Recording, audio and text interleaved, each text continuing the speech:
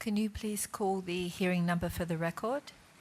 This is Commission Hearing Number 10 of 20th September 2019 in the case of 001, Loretta Chung-Him et al., case 007, Angeline Abish, case 0011, Julien Maxime Tiran, case 0027, Frank Kilendo, and 0028, Alain Ernesta.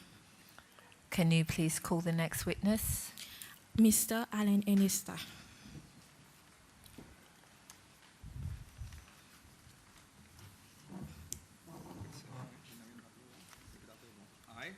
I, Mr. Alain Ernesta, Swear that the evidence I shall give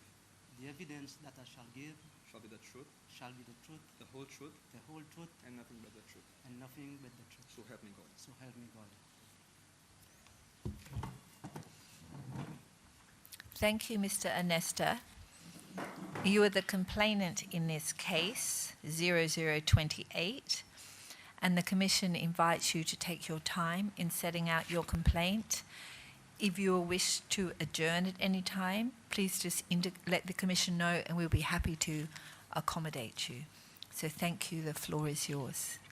Okay, I will say good afternoon to everyone.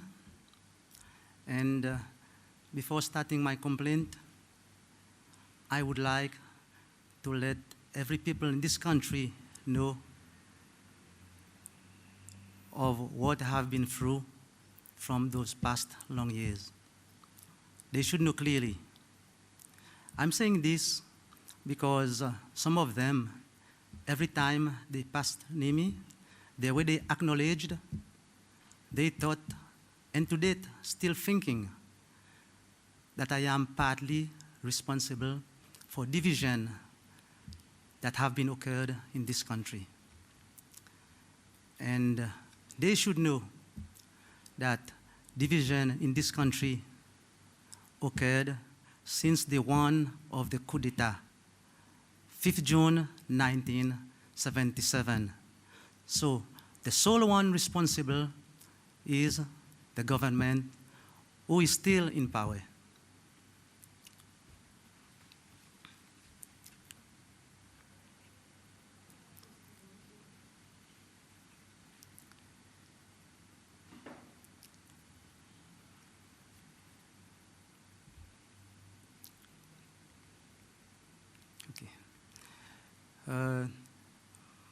Moi, Alain, moi musicien par profession, et je la musique et fait album, et c'est la façon qui m'a gagné mon pain pour supporter ma famille tous les jours.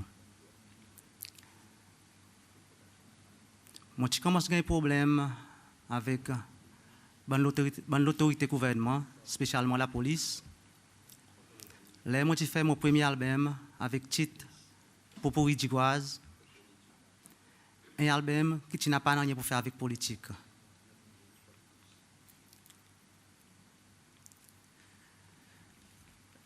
Moi, j'ai fait cet album dans Web Studio et technicien qui recorde cet album, mon capanom, non? Et Bruce Fremino.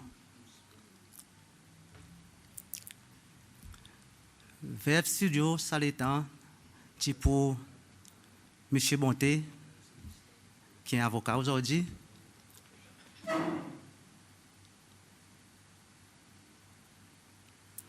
Mais après que je fini de faire mon album, je ne suis pas capable d'éblir ici, faire une copie ici, à cause que ce n'est pas vraiment ça bonne facilité. Donc, j'ai besoin d'éblir en dehors de Seychelles, précisément Singapour. Mais ça l'étant, nous avons une quantité de problèmes forex. Ça c'est des millénaires. Le pays a une quantité de problèmes forex. Et c'est le quantité de forex que tu gagnes avec la banque, c'est $400. Alors, en travers mon papa, mon défunt papa,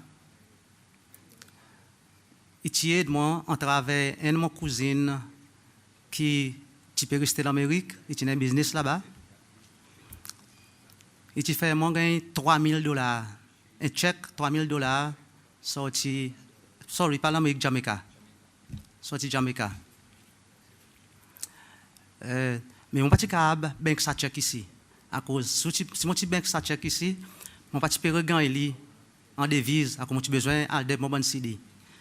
So, qui mon petit fait, mon petit paye un ticket, à Maurice, on travaille un ami qui mon petit connaît là-bas, qui peut travailler ici, ça fait mon petit Maurice, mon petit rester côté lui, alors nous avons vraiment une bonne relation.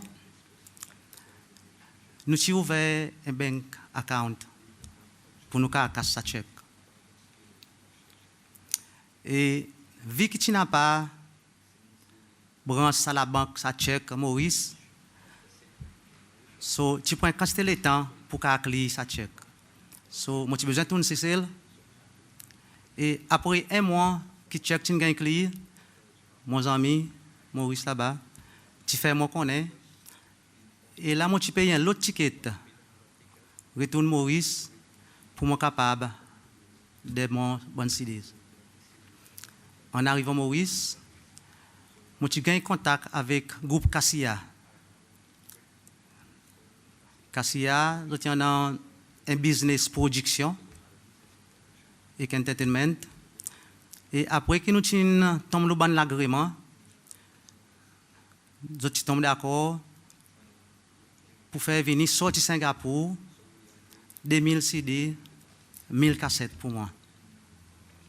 Et mon petit pays les autres d'avance et je fais venir mon bon CD. Là, moi, j'espère pour environ 2 semaines, Maurice, pour qu'il CD rentre sur Singapour. Après que CD est arrivé, moi, j'ai besoin de retourner Cécile. So, moi, j'ai le point avion pour tourner. Moi, je paye mon excess luggage là-bas. Mais avant qu'il m'arrive Cécile, là, que moi, je fais CD Singapour, moi, j'ai gagné une call sur le code Bruce Fremino. Qui, M. Bonté, n'envoie un son travailleur, 26, un copie sa CD dans le studio. Et moi, je dis, Bruce, pas besoin de donner, à cause de mon CD pas encore release. Et Bruce dit, moi, il pas de donner.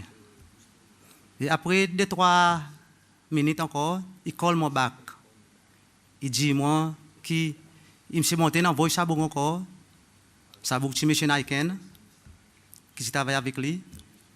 Et façon que M. Naiken vient, il peut gagner fretten, alors il n'a pas soin. Il a besoin de donner. Et juste pour faire commission qu'on est qui, M. Bonté Saletan, il tient membre exécutif, le comité parti au pouvoir.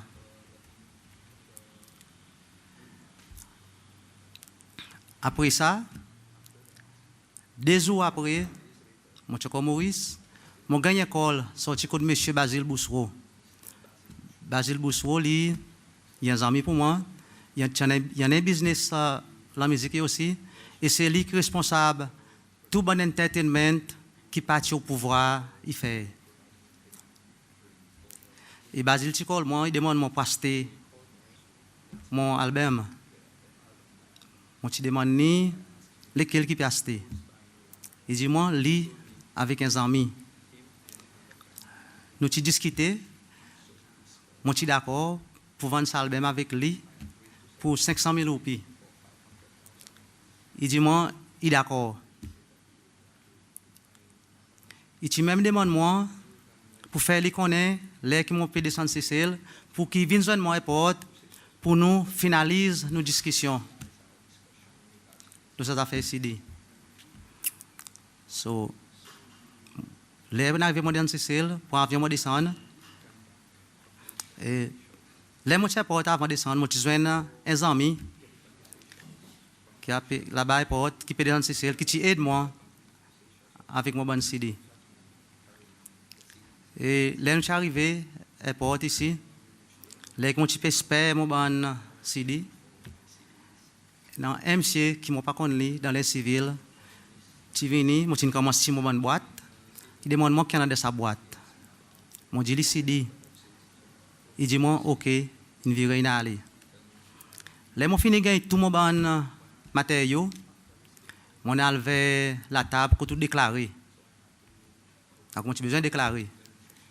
Mais arrive là-bas, jusqu'à m'arrive là-bas, on voit une madame qui travaille custom de son uniforme, puis des bouts, et M. Mousbe, qui s'est l'étang, type en saz, un unit qui a drug, Adams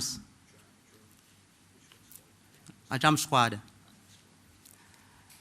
So, comment on arrive contre la table, ça custom officier pas demande moi rien. Je dis monsieur Mousbe, tu demandes moi qui en a de sa boîte. Moi dit CD. Il dit moi comme ça, il besoin prendre pour descendre avec centrale pour guetter s'il n'a pas de drogue là-dedans. Ils m'ont dit libé de CD mais drogue. M'ont dit libé à cause ou pas ouvert là devant nous n'a guetté. Il dit moi non besoin descendre avec centrale à cause ça pas qu'à faire là. Il point avec.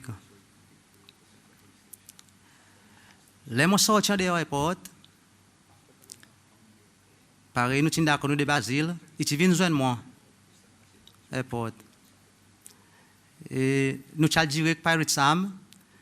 Quand nous continuons nos discussions. Nous avons fait vendre l'album. Et pareil, nous sommes d'accord. 500 000 roupies. Là, il dit moi qu'il y en a un avocat qui vous fait son bon agrément. Et cet avocat, c'est M. France Bonté. So, lendemain, je vais côté M. France Bonté pour l'agrément. Mais là, l'agrément, il y en a des clauses qui m'ont pas d'accord là-dedans. Alors, moi, je ne suis pas d'accord avec telle clause. Et là, nous sommes en discussion.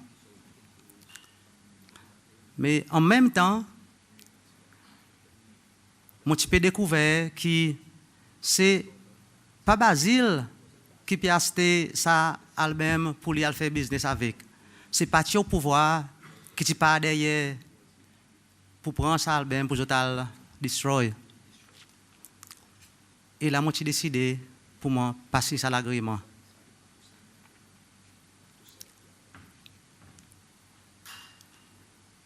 Et son même jour. Sorry to interrupt. Can I just clarify? How did you know that it wasn't Mr. Basil, but the ruling party that were buying the CDs? Passing by along the way, people was talking about the above mentioned album that has been seized by the police at the airport, and that's how I know.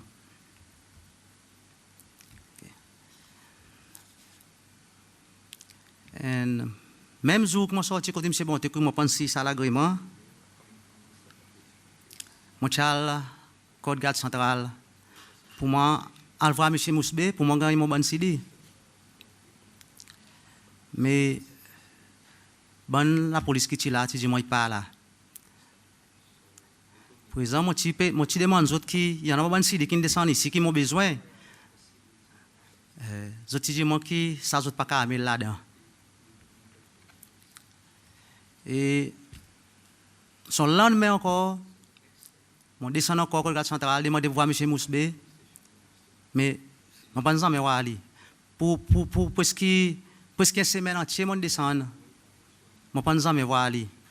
Et jusqu'à aujourd'hui, je ne pense pas que je rendre mon bon album, et je ne pense pas que je qui raison je prends. Mais seulement ce que je suis capable de dire avec la commission, c'est que ça l'étant, par exemple, je ne participe pas d'aucun parti politique. Mais le album, il y a un chanson qui m'a fait, qui son titre, c'est Ça la vie. Mais après qui dit mon tin t'en épée sa chanson, je te donne sa chanson et titre autres même, je appelle ça Roule sa gros rose.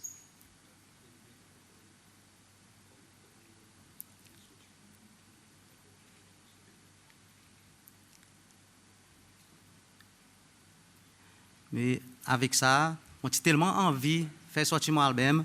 Alors, avec l'aide d'un autre mon ami, on a fait 2-3 copies.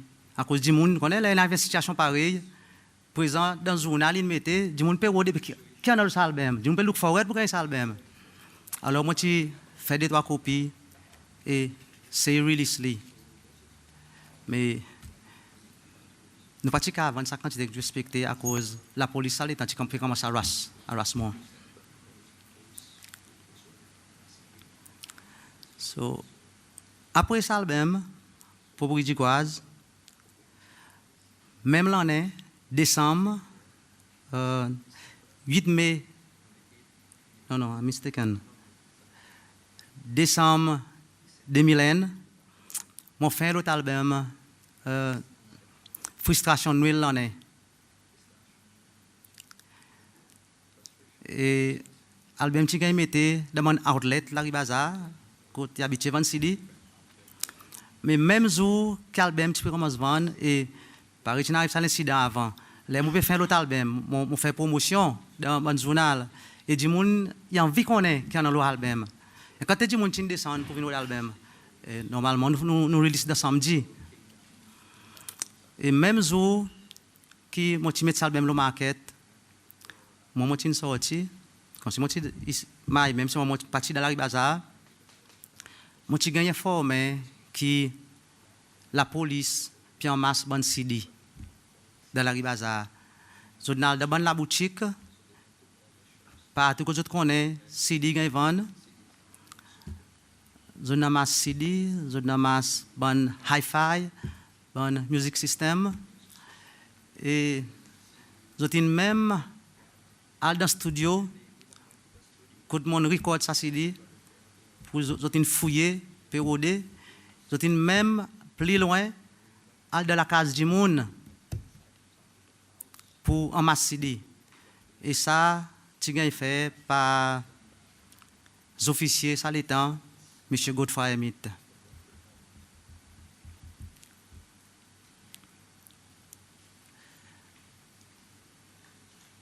Après,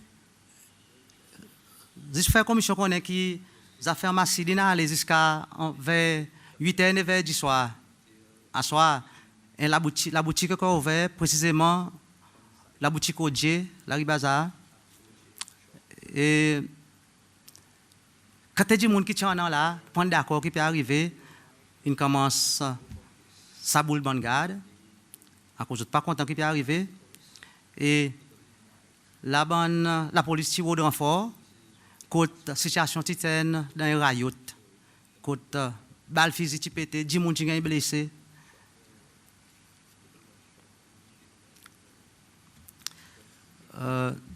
Après un peu de temps, 6 janvier, je suis appelé State House pour voir M. René. En arrivant là-bas, entré dans son office, il montre moi 16 côtes précisées, mais mon 16 pas vu pareil, mon petit précisé là. Moi, mon 16, tu vis, si je vous montrer les autres, tu vis comme ça. Monsieur René, il sorti, président, il sorti dans côté il était, il fait les tours, il prend pour lui, il fait ce mois. Tellement près qu'ils sont zénous, il faut que mon zénou. Et là, il guette moi dans mon lisier. Moi aussi, mon guette li. Mais moi, je suis demandé de venir voir lui. Mon guette, il n'a pas dit rien. Pour les 3 secondes, personne ne va causer camarade. Si nous guette camarade. Après, dans un very cool tone, bien cool, pourquoi tu peux respecter dans mes oreilles, il dit moi, Alain, qui m'en fait? Mon dit, non, il y a M. Président. Il dit, moi, à cause du maltraitement comme ça. Ça l'étant là, moi, tu peux monter code li, moi, tu connais, à cause d'un appel, moi, tu prends mon CD, moi, tu montes avec. Mon dit, justement, là, mon amené, écoutez, on va voir son maltraitement. Il dit, moi, non, tout ça là. Par exemple, mon dit, ouais, mon fans. So, nous tous les deux, nous cassons un grand rire. Après ça, on va longtemps, nous sommes comme camarades. Nous changeons de topic, causer. Nous commençons à causer comme si, quand tu peux prendre un petit drink ensemble. Il dit, moi, ou dans un grand trou, ou qu'à sortir dans un trou. Et tu joues, on va connaître Simon pour côte, ça qui dit. Can I quote? Et tu joues, il dit, ça révèle qui sont maman, peut mettre tout d'un grand trou. Mon petit guide, il va te répondre. Et tu continues. À cause de ne pas faire l'autre business, ou ne pas faire l'autre business sortir d'argent, moi, et d'où gagne l'argent sortir d'argent. Mon petit guide, il va te répondre lui-même.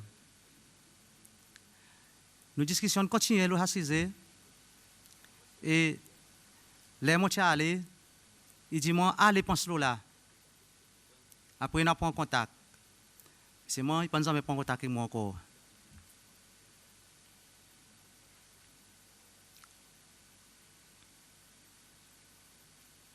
Mais le niveau ça s'est dit, les qui m'ont sorti contre président René, moi tu peux faire mon raison descendant pour dire, ben, mon pas qu'à continuer comme ça. La musique, ils m'ont dit pain, j'ai besoin de faire quelque chose.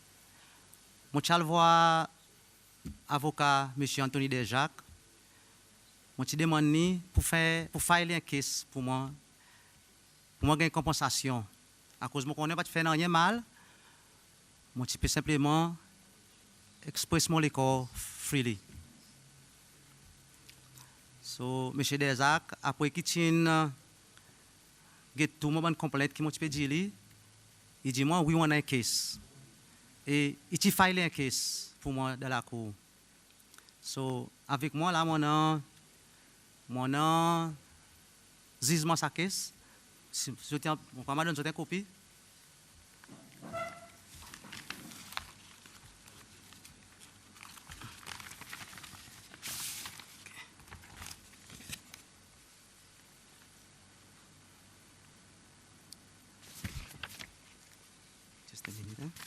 Okay, this is it. This is it. Okay. Mais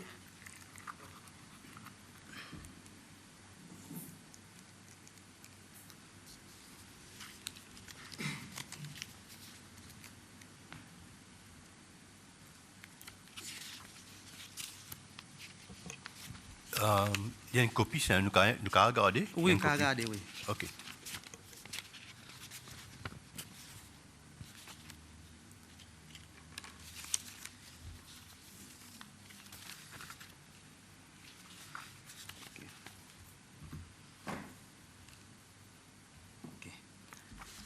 Mais après que question passe dans la cour pour environ 1 an,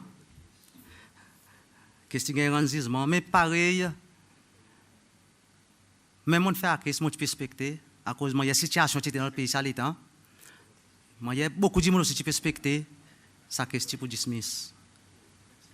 Et c'est ça qui est arrivé. Et nous pas à pile, à cause de nous quoi, vous dites nous tu peux perdre le temps. Mais avec, with the permission of the Commission, I would like to quote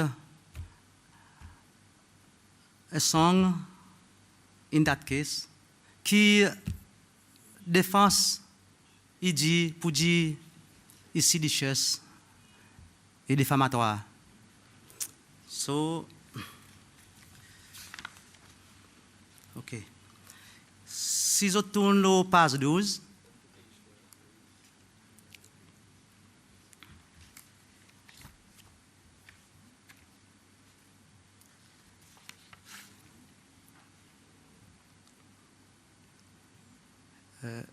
OK. On commence au numéro 1. Il dit, Father Christmas, oh, make it rain, because desalination is for the little blacks like me. Bonhomme Noël, fait la pluie tomber à cause de désalination, il faut ban chinois en Paris, moi. Then numéro 2, state, Father Christmas, ask Felix what he has done with our dollars, even if there was no conference. Ça l'étant, président dispose à la conférence, qui pas allé, mais nous t'in fini gagne dit pour dire il gagne donner l'argent pour la conférence alors moi tu peux refaire un peu là il vient nous battre nom son nom et troisième il dit Father Christmas ask Felix how much he had paid for land to set up the sheep farm. Combien payé pour la ferme mouton? And I can go on if you want. I don't know. You want me to carry on? It's okay. À cause mon dit ça, à cause mon point de vue pour moi, là-dedans n'a pas rien qui est richesse ou bien diffamatoire. Et même si n'a pas rien, nous questionner dismiss. So, si moi je suis capable d'interrompre un petit moment. okay. Là, on fait référence avec Félix. Lequel Félix?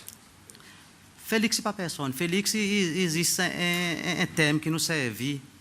Okay? Un thème qui nous servit. Par exemple, moi, là, on fait une bonne chanson. On servit lui. Pour moi, dire quelque chose qui peut arriver, par exemple, dans le pays.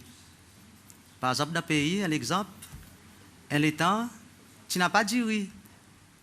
Tu n'as pas, quand tu as quelque chose de base, moi qui m'en fait, moi, je sens de la bonne quelque chose. Mais without mentioning any names. Mais vous croyez que dans l'esprit population, vous identifiez Félix avec un certain dimoun? Moi, pas quoi. Moi, pas quoi. Population a accepté Félix comme un dimoun qui n'a pas existé. Of course. Okay. Okay. Avant, who was the judge? The judge was Mr. Pereira, a foreigner.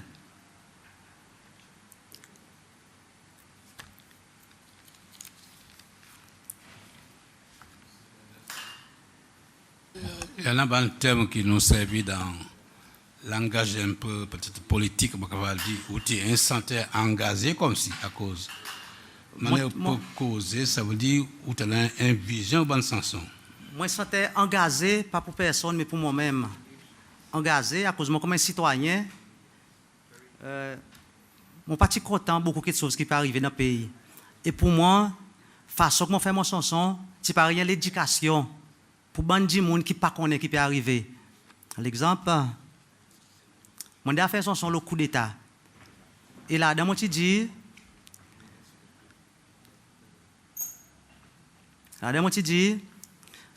qui coup d'état est justifié, mais seulement aujourd'hui nous pouvons vivre dans l'enfer. Mon petit dit qu'ils ont supposé tirer nous dans l'esclavage et moment qu'ils ont tiré nous dans un casseau et nous dans une grande prison. Vous voyez? Mais les mots faits sont pareils. Bonne zen.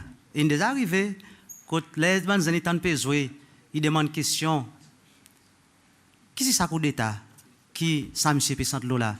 Vous voyez? Pour moi, c'est une façon, une autre qualité, façon l'éducation, qui fait bon du monde qui ne connaît, qui peut arriver. Ok? Connaît qui peut arriver.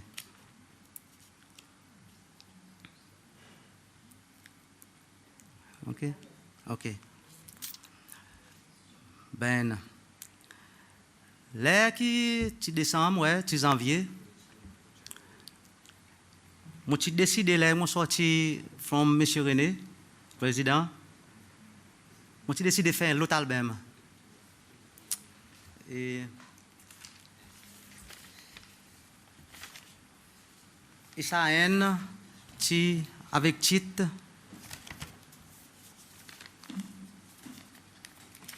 mon vin encore.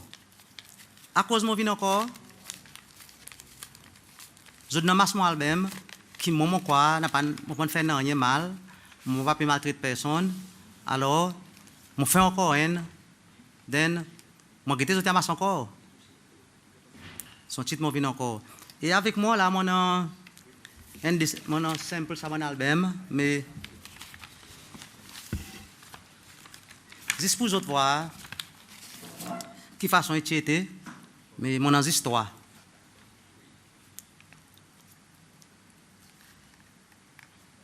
OK. Là, mon nom pour Ridicoise. The first one. Avec son label. Frustration, nous, là, on n'est pas capable de gagner à cause beaucoup de temps. Et ça, il m'a vu encore. Et l'autre album en question, il rend compte. Et voilà.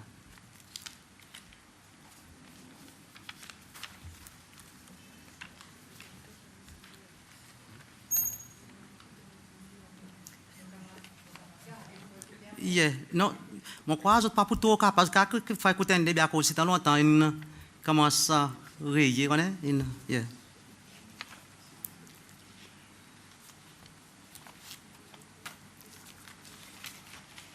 Mais les motifs ça même par l'habitude. Moi écrit commissionnaire de la police pour demander permission, pas pour vendre mon album, comme pas besoin de permission pour vendre mon album. Pour me servir un hi-fi système, pour moi promouvoir mon album d'arrivage à Paris, tout santé il fait les autres pays vendent d'autres albums. Mais commissionnaire de la police pas en main écrit mon bac. So qui m'a fait? Mon assistant générateur, je suis déterminé, because it was my job, it was my bread. Mon assistant générateur, mon mis à la table, générateur assez tranquille, mis à la table, et moi je try to vendre mon album. Mais par l'habitude, moi j'ai besoin d'arrêter à cause de ban gars qui vient arracher moi. Et Frank Kennedy, il y a un bon monde qui tout le temps market mon album et il y avait là comme témoin pour justifier.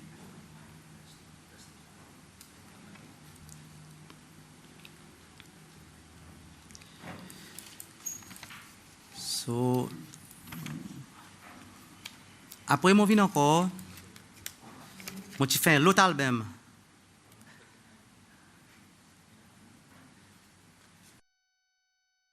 Et l'autre album avec titre Dernier l'année Marty, ça c'est en 2005. Par l'habitude encore, je écris commissionnaire de la police pour demander permission pour servir un hi-fi système pour mon bazar. Encore une fois, il pense en main, réacter back tout moi. Alors, l'habitude encore, je descends de la bazar. Je suis déterminé pour me vendre mon album et l'habitude encore, même scénario, bon policier, il vient arracher moi.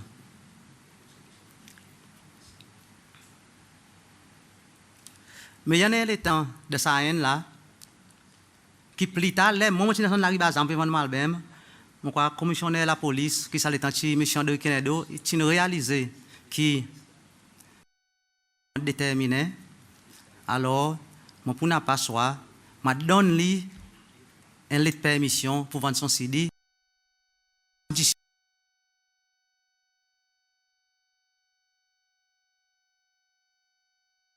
n'ai pas droit de vendre aucun affiliateur politique à l'album.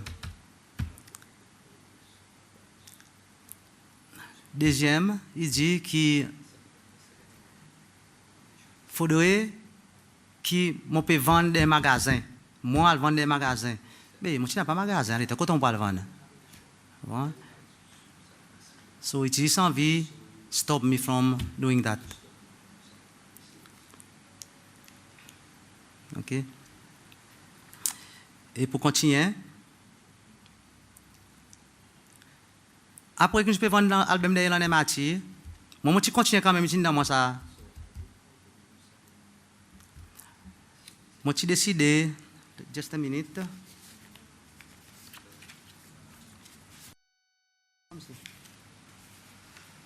OK. Moi, j'ai décidé, pour moi, rodez le générateur. Oui, on va un album, mais seulement, on a condition. Mais condition que moi, je suis d'accord avec. À cause de tu peux infringe mon droit. OK?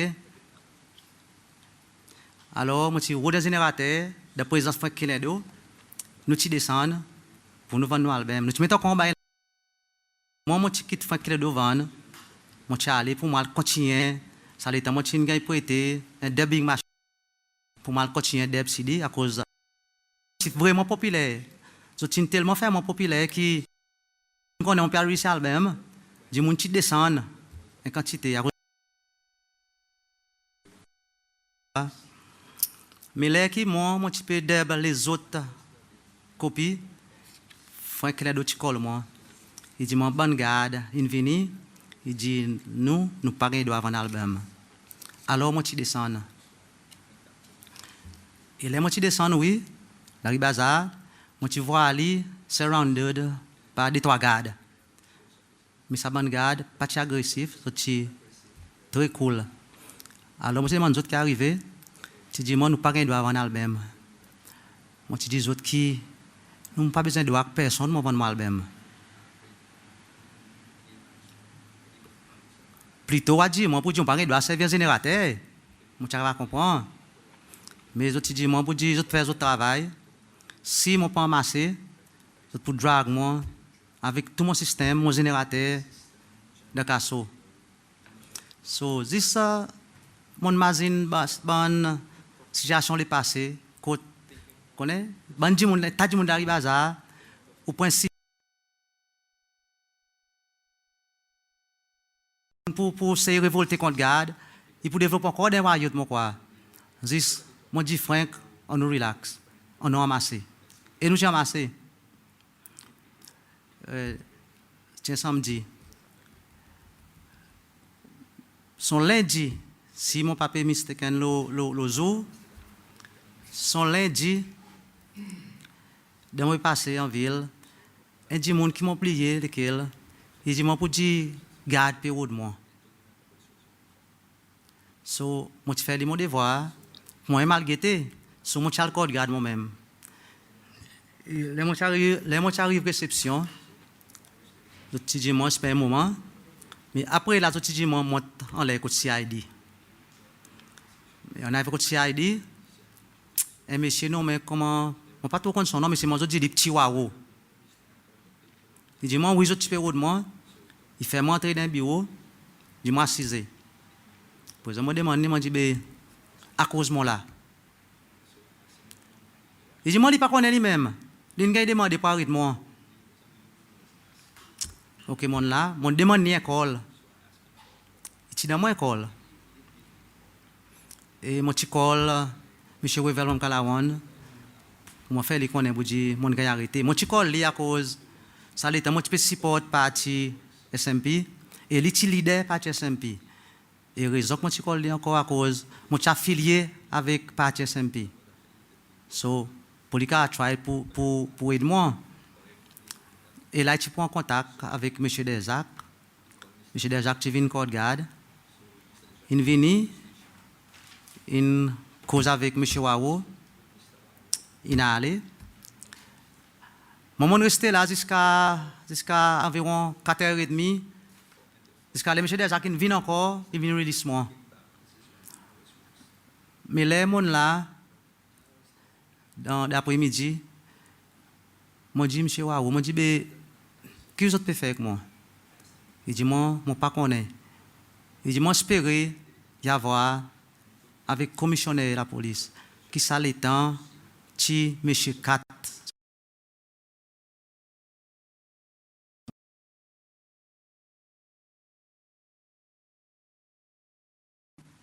qui commissionnaire, il dit pas capable à go, il a besoin d'espérer attorney général pour dire qui pour faire.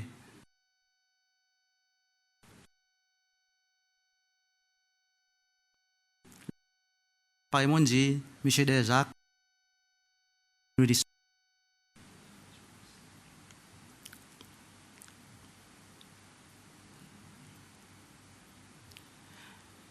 mais le 6 saban CD, une semaine avant que M. Michel t'ait inauguré comme président, il s'appelle mon State House. Mon allé. Et là-bas, il s'est causé avec moi, doit faire CD encore. Pareil, monsieur, il s'est causé avec moi. Il dit, moi, M. René dit, pour dire, ouais, dit, mon intelligent, ou pour comprendre nous, causer coup. Et il dit, moi, pour dire, ça bonne sidi, comment on peut faire, puis affecter payer quantité.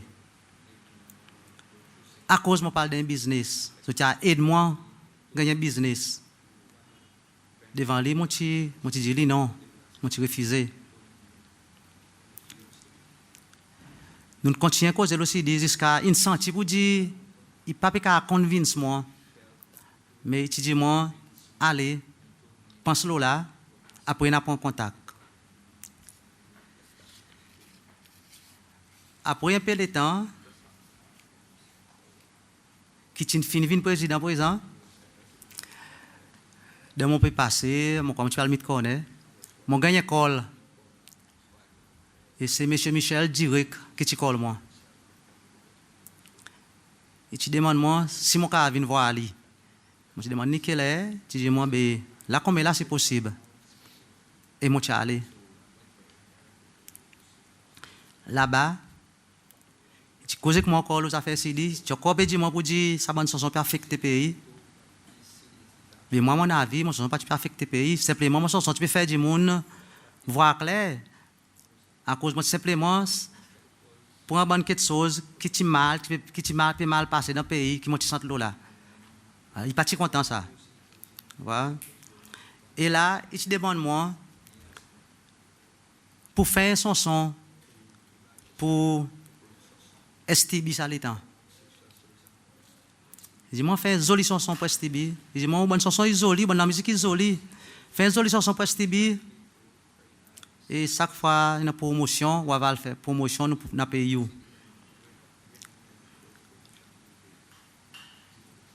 Devant lui, je dis non. À cause, je dis non.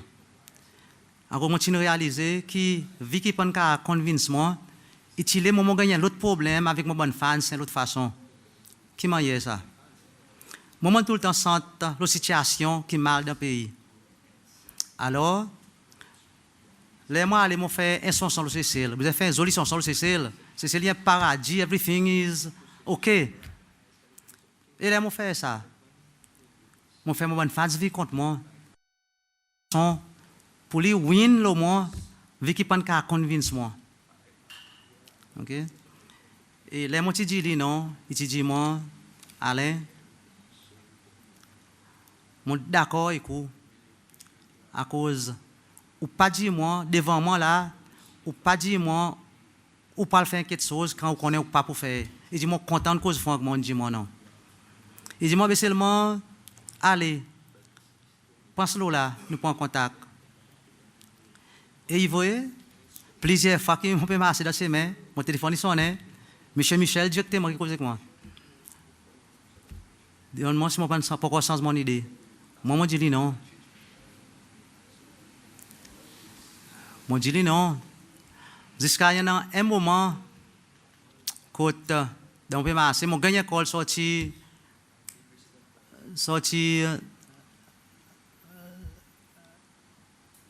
comme M. Chang Leng qui gouvernait la Banque centrale.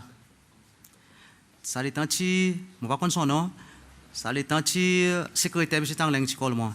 Il dit, M. Chang Leng, il est où? Moi, je dis qu'il est, dis-moi là comme il est là. Mais là, je suis arrivé, M. Chang Leng, dans un meeting, il dit, moi, c'est un petit moment, M. Chang Leng peut venir. Mais après un petit moment, M. Chang Leng est sorti dans le meeting, le secrétaire écrit moi, M. Chang Leng, tu donnes moi l'enveloppe, il dit, moi, président, il dit, moi, donne-nous ça. Oui, moi, tu prends. Arrivant dehors, autres bureaux, mon ouvert, là, il y a 5 000 roupies. 5 000 roupies. Et moi, je suis allé. Après ça, l'incident là, je still get a call from Mr. Michel. Qui, il y en a qui m'ont décline pour répondre. Mais si moi pour répondre, moi vous dis franc non. Est-ce que ça ne fait des oui comme il prend call moi encore.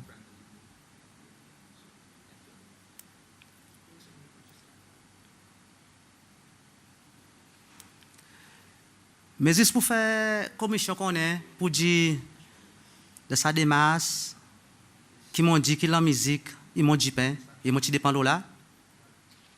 Mon passe dans quantité de situations, harassment côte, man dit mon avec zami, mon zami vient mettre bas mon licou, mon menton. Mais moi quand même ça là n'arrive pas en laisse tomber. Mon continue à cause mon tout le temps croire de ça qui mon croire.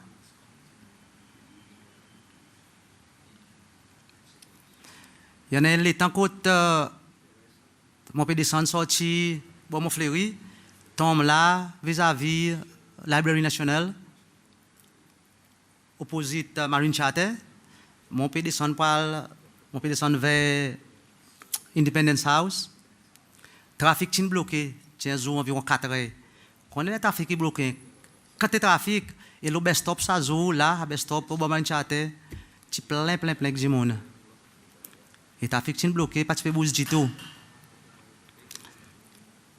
Et la voie sortie d'un l'auto qui tire l'autre côté, moi je peux descendre vers Independence, ça l'auto de l'autre côté puis moi t'as mon fleury. Et la voie sortie dans un l'auto, précisément un petit jupe. Il crie mon nom, il dit Ernesta qui est où maman? Ou les maltraités Albert René, mon coupe la gauze. Moi, j'étais si on calaron pour rendre la gauze. Et moi, tu réponds, les moi, tu j'étais, moi, tu vois, j'ai mis ma ringo à cause de mon connu. Li, d'un côté passager, il tient avec tu pédale. Moi, tu réponds, moi, pas franchement, dis moi, pas bien de dire monde comme si moi. Moi, tout le temps, quand on est joué, tu comme ça, nous amis, nous peut causer comme ça. Mais de dire monde, pas jouer bien moi. Moi, tout le temps, try to respect. Mais ça joue avec frustration. Moi, tu réponds, moi, tu dis, Jamie Marengoli, qui est où maman?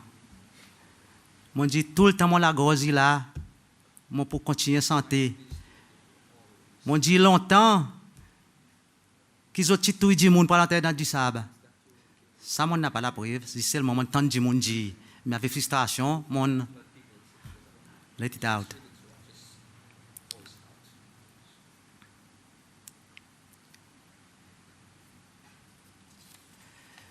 Dis-moi, il fait commission qu'on est pour dire, commission, sorry, qu'on est qui, pour ça, quand on est, till to date, mon pas qu'on, anyway, mon qu'on jusqu'à 2 ans passés, aucun outlet CD, pas de vendre mon CD. À cause des autres types qui, dans une situation, y arrive encore.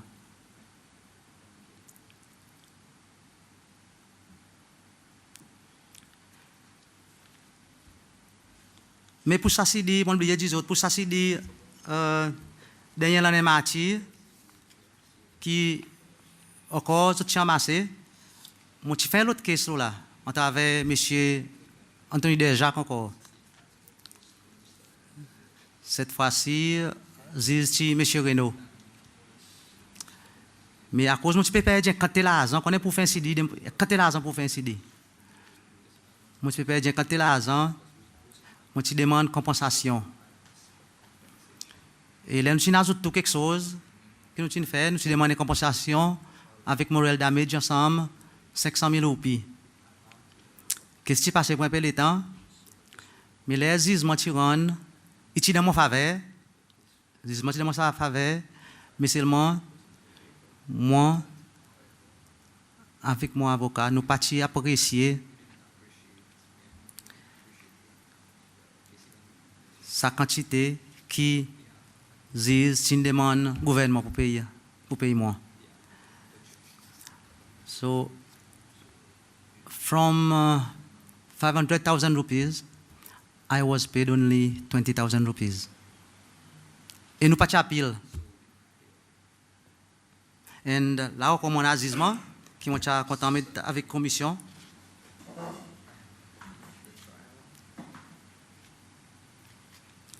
Mais dans ce jugement, je crois que je cause là.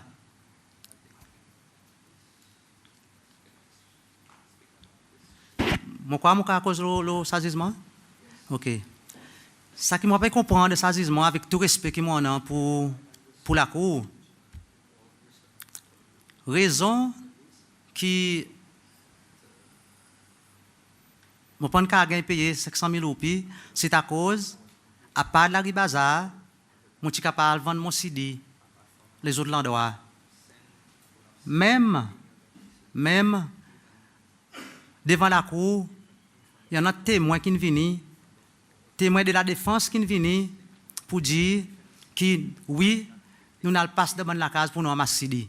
So, si nous n'allons pas devant la case pour ramasser, de la boutique, sa boutique paye pour vendre, qui m'a dit, moi, tu peux le vendre? Et mon frustration, il a. OK?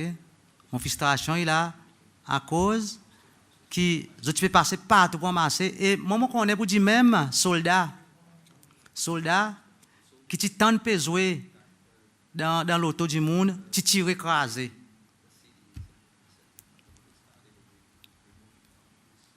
Et moi, je suis d'accord avec ça, pour ça raison que je dis autres, qui partout, tu peux passer pour ramasser. Si tu peux ramasser de la case, ou pas tu peux ramasser de la boutique, ou déjà ramasser de la boutique en ville. Mais moi, tu peux vendre Belazar, ou pas tu peux ramasser, ou on ramasse Poglo. Poglo, tu arrives Poglo pour ramasser de la case du monde qui peut jouer.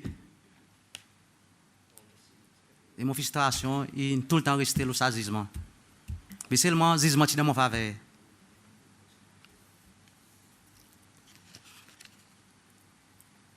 Pour le moment, c'est tout mon nom dit.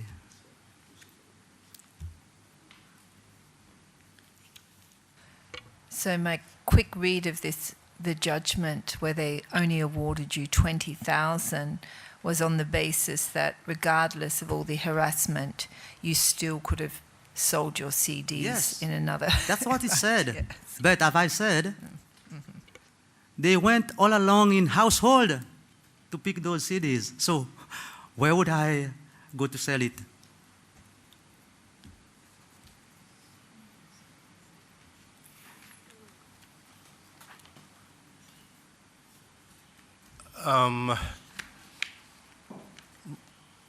Vous can sentir un musicien qui, à travers la persécution, devient de plus en plus populaire.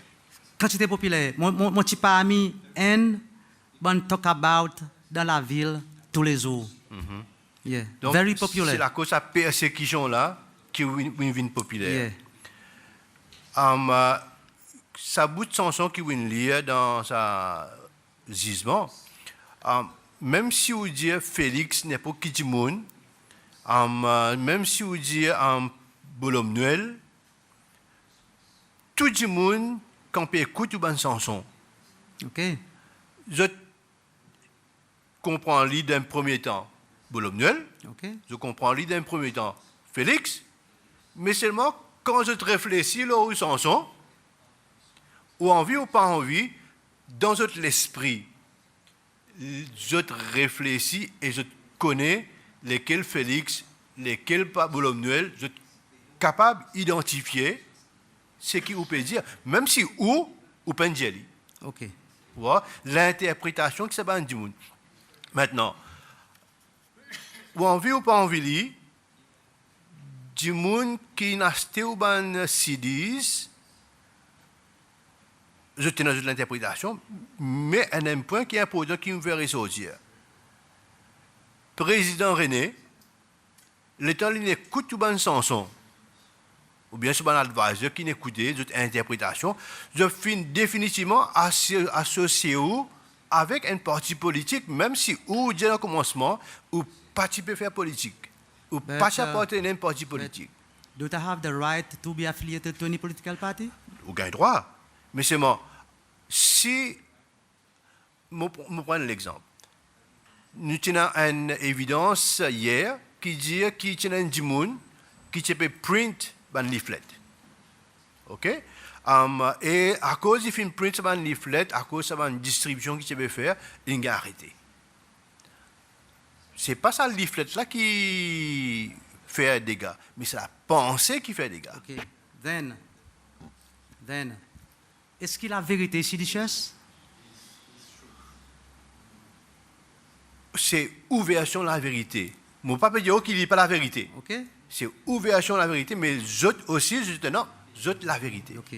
Then, laisse-moi dire avec commission, mon fait quand ils sont vrai, puisqu'ils descendent son. Et tout ça qu'ils m'ont dit dans mon chanson est la vérité. Et la vérité, à cause de moi, avant mon faire son son, si tout, de sa niveau, quand mon PC indique du monde pour qu'on ça qu'ils autres pas connaissent, mon tout à fait mon recherche, mon fait li accordingly. Et qui m'ont fait encore d'autres affaires? Vous connaissez? Journaliste qui a raconté quelque chose qui vrai, il y en a qui pas vrai. Journaliste où c'était? Vous connaissez qui m'ont fait? Souvent, mon père qui journal écrit, ok? Mon translate li à travers son son à cause.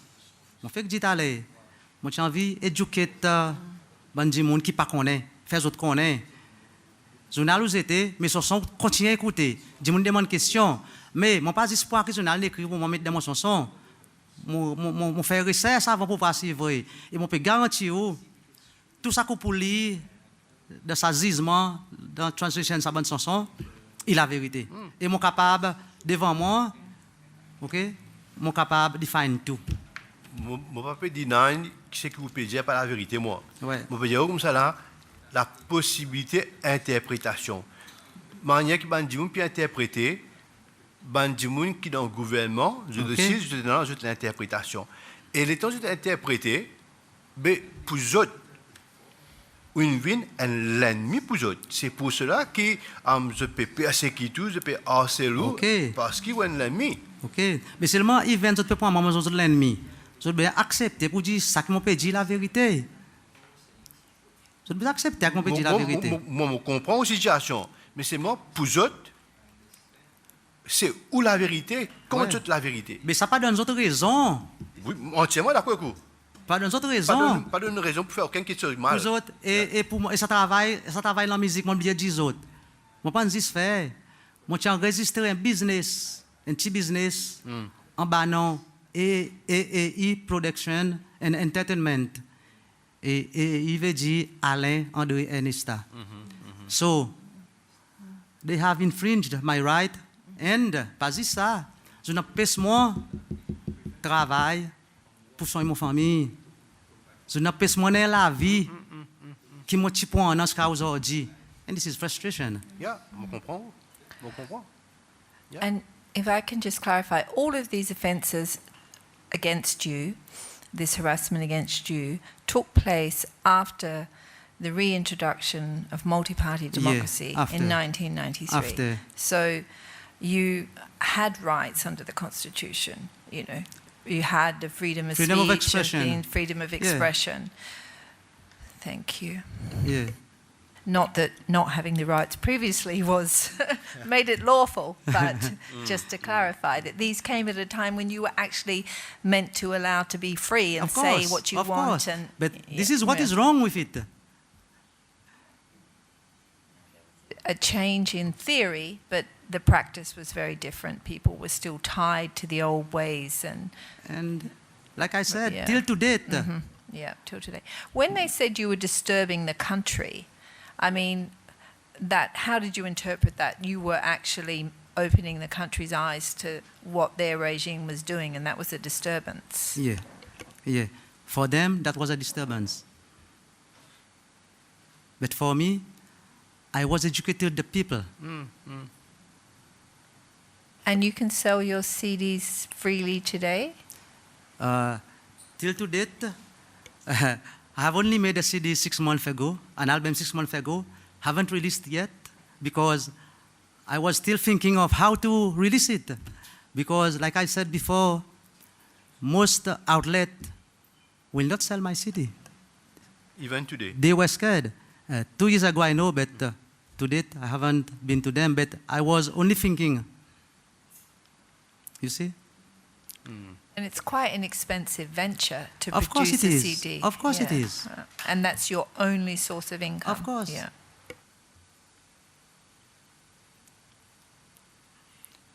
le temps où tu peux vendre ban CDs, hein, à un moment donné, où il mentionne M. Godefroy Hermite, qui est sa officier de la police, qui est en sorte pour ramasser tout ban CDs que tu peux vendre. Lisa qui me connaît, child man household, par exemple, Poglo, En household. pour amasser. OK. Monsieur Ernesta, on prend qu'à Bob Marley, Alpha Blondy, qui défendent beaucoup la cause mondiale, ou un centre séchelois, ou défendre la cause séchelois Yeah. à travers une pensée politique. Am I correct? Not really, à travers pensée politique. Non. Non, mais un Mon exemple. propre pensée. Oui. Non, on peut penser basé sur une certaine idéologie, basé sur une certaine doctrine. À quoi penser, il y a là une certaine la base avec. Okay. Mon point, c'est que le combat est justifié, mais en même temps, là, pour combattre un démon, il faut combattre où? OK? So, mon quoi aux persécutions est basé là sur la ligne. On ne va pas dire justifier aux persécutions. Ça, on peut juste faire une certaine réflexion dans un contexte politique, c'est cela, ça l'État. OK. Pour l'an de la multipartie depuis 1993, ou encore quoi qu'aujourd'hui, là, on ne peut pas mettre au sens le market? But since then, I haven't tried. Je pense que c'est ce que là. Dernièrement, tu fais 2011. Je ne pas mettre le market. Je ne pas mettre le market à cause de une boutique, pas les vendre. So, je try to market li dans la main. Mais le market li comment? Ou pas arriver à vendre pareil ou tu vas vendre pour capable gagner bon expenses. Et ça les temps comment on vend là dit mon par exemple dit moi les temps Ernesta il fait un CD à bon les temps. Là dit mon connaît pas le sorti. Dit mon tu vraiment look forward pour gagner ça CD. Et par exemple dit là nous peut sorti samedi. Joli crowd peut descendre. Et il y en a moi appelle bien que bon crowd demain pour moi avant garder pour. Vous voyez? C'est une femme populaire à niveau. Pourquoi tu as bon, on met aussi le market now, Mais on fait assessment. oui, yes, I will. Mais par exemple, moi, je peux juste copier assess how to do it. À cause, moi, quoi pour dire aujourd'hui, gouvernement, il pense sans elle. Ça bandit mon gouvernement aujourd'hui. They were there before. Donc, ils font partie de ce gouvernement. Président sans eux, et nous avons un président passe-bâton. À cause nous avons un président passe-bâton. À cause c'est même gouvernement. Vous voyez?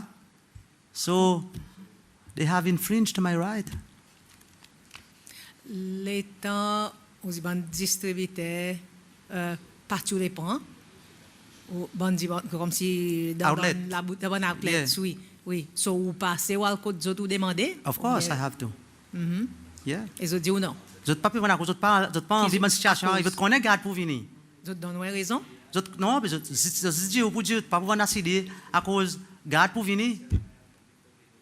Even without listening to it.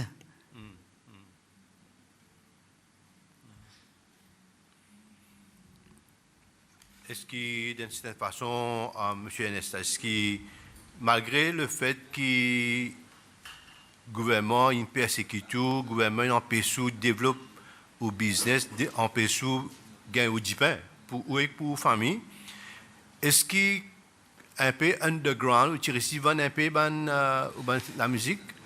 On sait, mais c'est moi très difficile. À cause ça, bon les temps. Bon, on peut marcher derrière ou pas tout. OK. Bon garde peut marcher derrière ou pas tout. Dans l'incivil. OK. Ça veut dire la persécution en ligne continue. It was very, very difficult. Yeah. Bon, ou tu sais, continuer à vendre pareil avant l'air, ou tu as un générateur qui installe dans la bazar, ou bien ça, ou tu as arrêté faire? Mais c'est moi comment essayer les autres venir. Voilà. Comment essayer les autres venir. À cause comment essayer. Là où essayer, là où les autres, on est plus service générateur. Moi venir puis, les autres connaissent ou là. À cause c'est l'endroit pour vendre aussi, c'est là le bazar. This is the top spot. So, Dieu sorti. So, Dieu pas gain droit. Sans sorte pas et tout. So, what you do? Qui compte les temps où déjà resté dans la détention de la police? Si déjà arrivé. Dans la détention, c'est ça, on peut dire, qui, les gens là-bas, si il dit, quitte la détention là. Mais, dans l'assemblée, dans l'office. Tu peux expliquer pour le commissionnaire venu. Non, commissionnaire, tu là. Là. They were waiting for the Attorney General to know what to do with me. AG office. AG office, yeah. And you spoke about threats being made to you and a gun being held to your Yeah. throat. Can you tell us a little bit more Okay. about those threats? Il y a un moment, un jour d'abord, dans 8h30, moi je pirate Sam, moi je peux have a drink. Après que moi je peux sortir pirate Sam, moi je peux aller coup de barrel. So, moi je quitte l'auto, pirate Sam, moi je marche à pied, mais il y a un petit sentier derrière la poste pour aller tomber côté d'un taxi. Flou de capa qui au bord taxi. Et les gens peuvent venir là-bas. Et là, moi, j'ai un témoin. Moi, j'ai des amis avec moi. Les gens peuvent venir, nous, des amis. Des gens, ils sortent de la poste. Quand ils peuvent sortir par le sang, ils peuvent de la poste. Ou pas encore penser pour faire les tours. Des gens, moi, des gens, ils sortent tailler faire les tours. On ne peut pas encore connaître quoi. Mais les nous tombent de capac, ils savent dans un taxi, ils viennent. Je ne peux pas dire garde, c'est moi des gens de la force. Des gens de la force, c'est moi pas garde les blés. Avec fusil, ils viennent dire moi, lève-vous la main. Ça l'état, tu n'as pas la lumière de capac. De capac, vous dites taxi là. Mais quand le taxi stand, tu as la lumière et tu reflectes de capac. Il dit, moi, lève-vous la main. Moi, je dis non. Moi, je dis, que j'en voulais moi la main. Comme s'il peut faire agressif avec moi, ou si moi agressif avec lui. Mon petit père, mais n'a pas un seconde de talk mon avec les autres. Tout ça, qu'est-ce qu'on passe là-dedans, n'a pas un seconde qui m'ont gagné la feuille. Il vient là, mon la côte président René, n'a pas un seconde mon gagné la feuille. Lève-vous la main, faites ta page. Si mon fait ta page, je dis non. Pour les amis qui check moi, il paie. Il dit moi, ben allez, lève-vous la main, lève-vous la main. Moi, je dis non. Et là, des toilettes avec taxi qui tient around, il tente ta page. So, tant pour venir guetter. Là, les autres disent noirs, ça un taxi pour venir, ils sorti, ils aller. Et là, moi, je refais ça. C'est pas son lendemain, son jour après. Vu que M. Robert Ernesta, tu es dans l'armée. Moi, je mets ça devant lui. Mais il demande moi si je ne suis pas capable de marquer numéro. Ça va dire monde. Mais ça l'étend dans une situation pareille. Et il finit comme ça. Mon dernière question pour ça. Quand il y a une question un peu naïve, je vais me demander. Il y a l'institution qui est là pour ça, le gouvernement, bien sûr. Par exemple, l'association des musiciens, l'autre National Art Council, tout ça. On a déjà approché d'autres qui l'utilisent. Ça l'étend. If I'm not mistaken, moi pas quoi c'est dans National Art Council. Ça l'étend. Et ça l'étend, through all ministers, moi tu peux gagner comment l'ennemi les pipes. Ils viennent pour mal faire un concert. Moi tu fais un concert là au stade, au plein air. Moi tu peux gagner beaucoup de difficultés. À cause, c'est le ministère qui tient dans l'équipement que tu as besoin de louer avec eux pour faire un concert. Ouais, c'est vraiment difficile.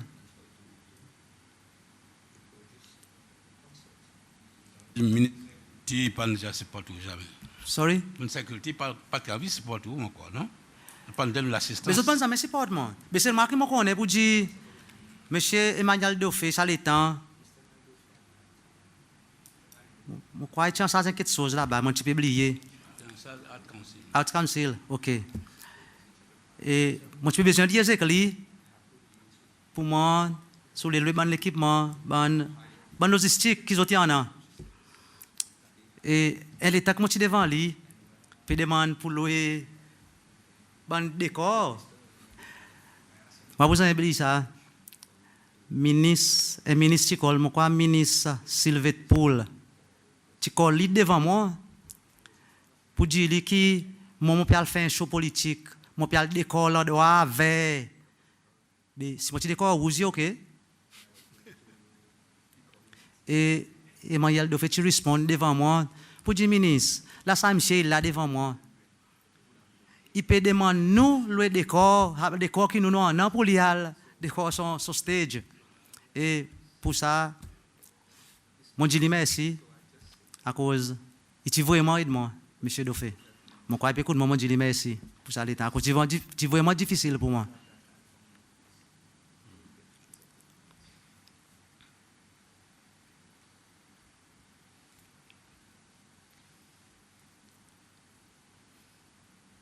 Qui est le sentiment aujourd'hui? Aujourd'hui, nous pouvons approcher une situation que la démocratie peut instituer sur les cours dans ces cells. Vis-à-vis ça va des gens qui empêchent de développer l'ouvrage pour pouvoir besoin aux familles. Qui sentiment maintenant vis-à-vis ça va des gens? Pour moi, dire la vérité, Oui, mon frustré quand j'étais avec les autres. À cause Paris, mon dit, Paris, bon matin, mon temps, monsieur dit, les amis dit, j'ai une vie, mon la vie, en bas là-haut. Je n'ai pas bougé, en général. Vous voyez? Et aujourd'hui, nous avons une commission qui sont c'est réconcilier, pardonner, mais pareil, moi d'accord, qui, mon ami dit bon matin, mais est-ce qu'ils nous disent pardonner? Mais moi, qui tout ça l'en est, on fait mon la vie, vient comme ça. Qui m'ont fait, moi? Dis-moi, dis ok? Ou venez dans mes prières, moi, dis ok? So I think that I have to be compensated for all those years.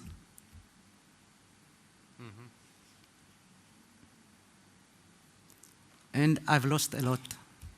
À travers une chanson plus tard, vous pouvez nous faire des conciliations?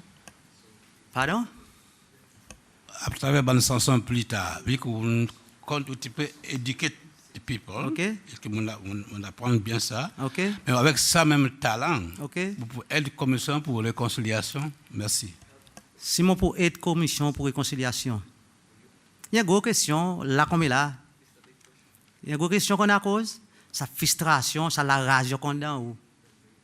Sorry to say it like that, but ça la rage qu'on a où. Maybe, peut-être après, mais seulement là comme là. Mon paroi, mon frankly.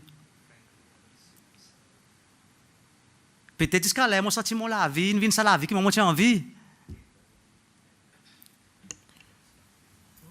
Monsieur Ernesta, vous parlez de gens qui ont bon, disons, on comprend bien la frustration du monde, ou faire une bonne chanson, ou éduquer du monde.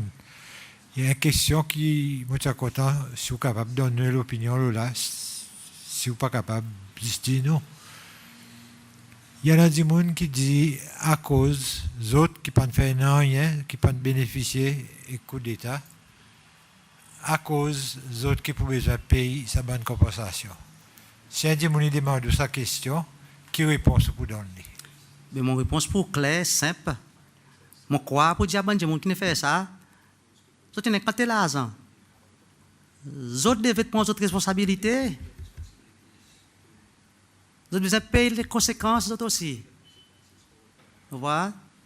Alors, vous précisez que ça qui fait, ça qui commet, sa violation aux droits humains, qui devrait être payé, ou bien, si vous ne pouvez pas dire exactement lesquels à cause, il y a quelque chose qui ne fait. Mais moment quoi dire, quand vous dites, ça qui commet ça qui commet mon situation, c'est le gouvernement 10 jours. Vous êtes encore là aujourd'hui. Vous êtes dans le business, vous pouvez faire un tas d'argent, vous. Mon croix, vous dites, vous devrez payer les conséquences. Even, aujourd'hui, I'm sorry, je n'ai pas grudge aucune personne personnellement, mais even aujourd'hui, non, ça parti sans pour appeler US. Mais il même parti. C'est non qui ne sans. Les qui m'ont gagné Sibi sa bonne situation. Beaucoup sa bonne du monde qui peut rendre sa pays, ti là ensemble.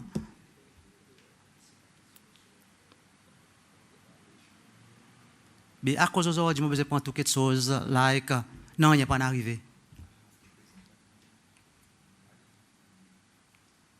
I suppose, you seriously don't have to pretend that nothing happened. But, I mean, I sound like a broken record. But for reconciliation, we need both parties, We need the perpetrators to come forward and take responsibility and acknowledge the wrongdoing. And I think that will help.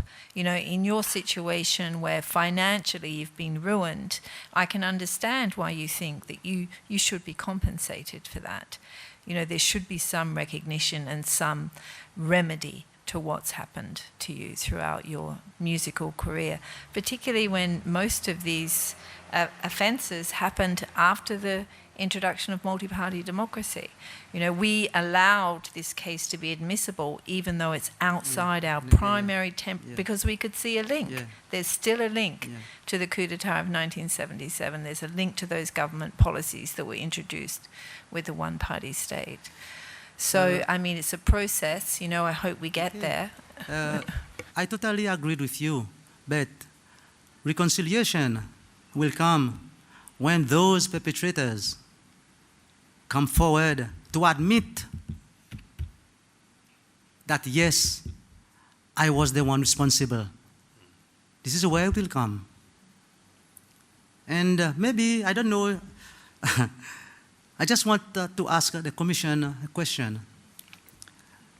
When talking about perpetrators, I understand that so many perpetrators that have been named in front of the Commission will not come forward. But I don't know how the Commission works, but just to ask, if perpetrators have been named or anyone have been named, and he or she doesn't want to come forward, is there any other means that the Commission will take them? I mean, we have a process because we have to protect due process rights of people named. So as soon as an allegation is made against somebody, that person is contacted and asked to answer that allegation. If we think their answer really cannot be relied upon, we will call them in. If they don't want to come, we do have the power to summons them. Okay. So we do have the power to make them come. And is this included the President? The existing, I think he... Yeah, the actual President, because he's the only one alive today.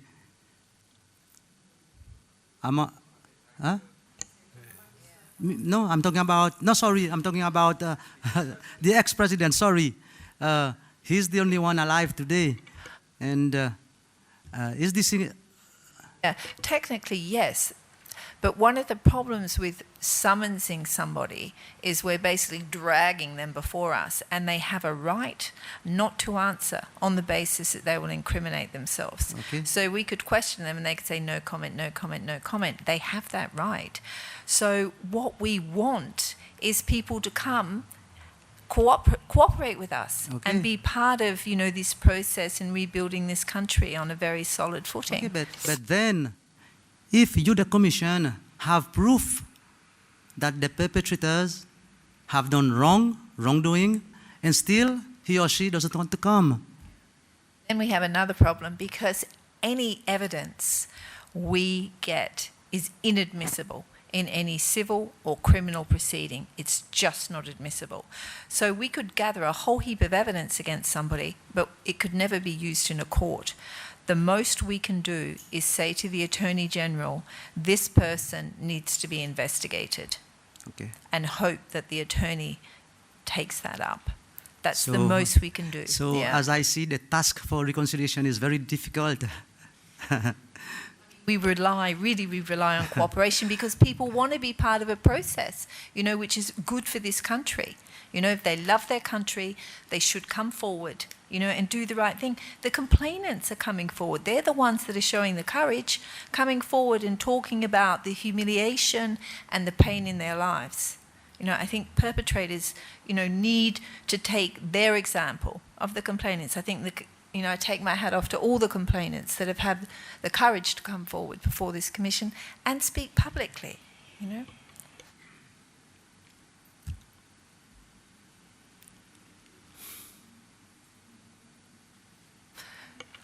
No more questions? Okay. So thank you very much for coming and setting out your complaint today.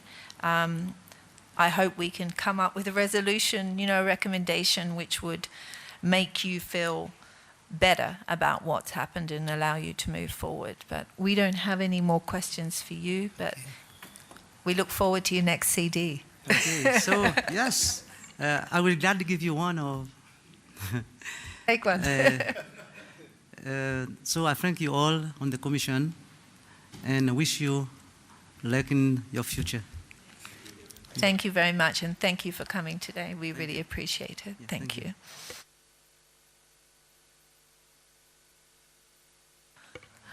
Yeah, I'm sorry, we are running behind time again today, so we will not take a break, and we will call, can you call the next witness, please?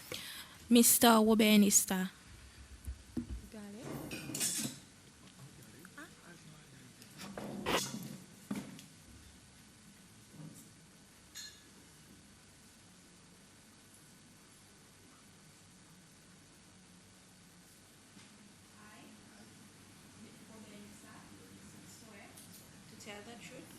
The whole truth? The whole truth. Nothing but the truth? Nothing but the truth. So help me God. So help me God. Thank you. Oh, it's working. Thank you, Mr. Ernesta. I'm sorry that we're running so late today. You voluntarily contacted the Commission to come and give evidence before it, and the Commission is very grateful that you have done so. We understand that you have evidence that you believe is relevant to the Commission's work, and we invite you to present that evidence before us. Thank you. Thank you for having the Ernesta this afternoon. Well, I'm here basically to shed light on events which occurred at Confait around 1998. We were well into the Third Republic, but I believe it is a there were occurrences of great public interest, which I suppose ought to be sort of made public to everybody. Firstly, I joined the Army in 1978 and voluntarily retired in 2007. My post-commission assignments were basically appointments of training officer, adjutant, military training center. I was then involved in setting up the Seychelles Defense Academy. And in 1992, I was appointed as the Chief of Operations and Training at Defense Forces Headquarters. What qualifies me for those posts? I did motorized infantry commanders course in Cuba, officers commando course in India, attended War College in India. I'm a first-class Masters of Science graduate in Defense and Strategic Studies. I did national security in Israel. I've been around, even in the civilian sector. I did human resource management at the Willy Institute now. I was with the Shajal Jume doing trainers, been doing negotiating skills. And lately I was at the IMI, Institute of Irish Management Institute, for a 1-year executive management program. I talk a bit about my credentials, not just to boast about it, but I want to sort of alleviate certain fears or certain stigma that still exists within our population as regards to men in uniform. Those people who the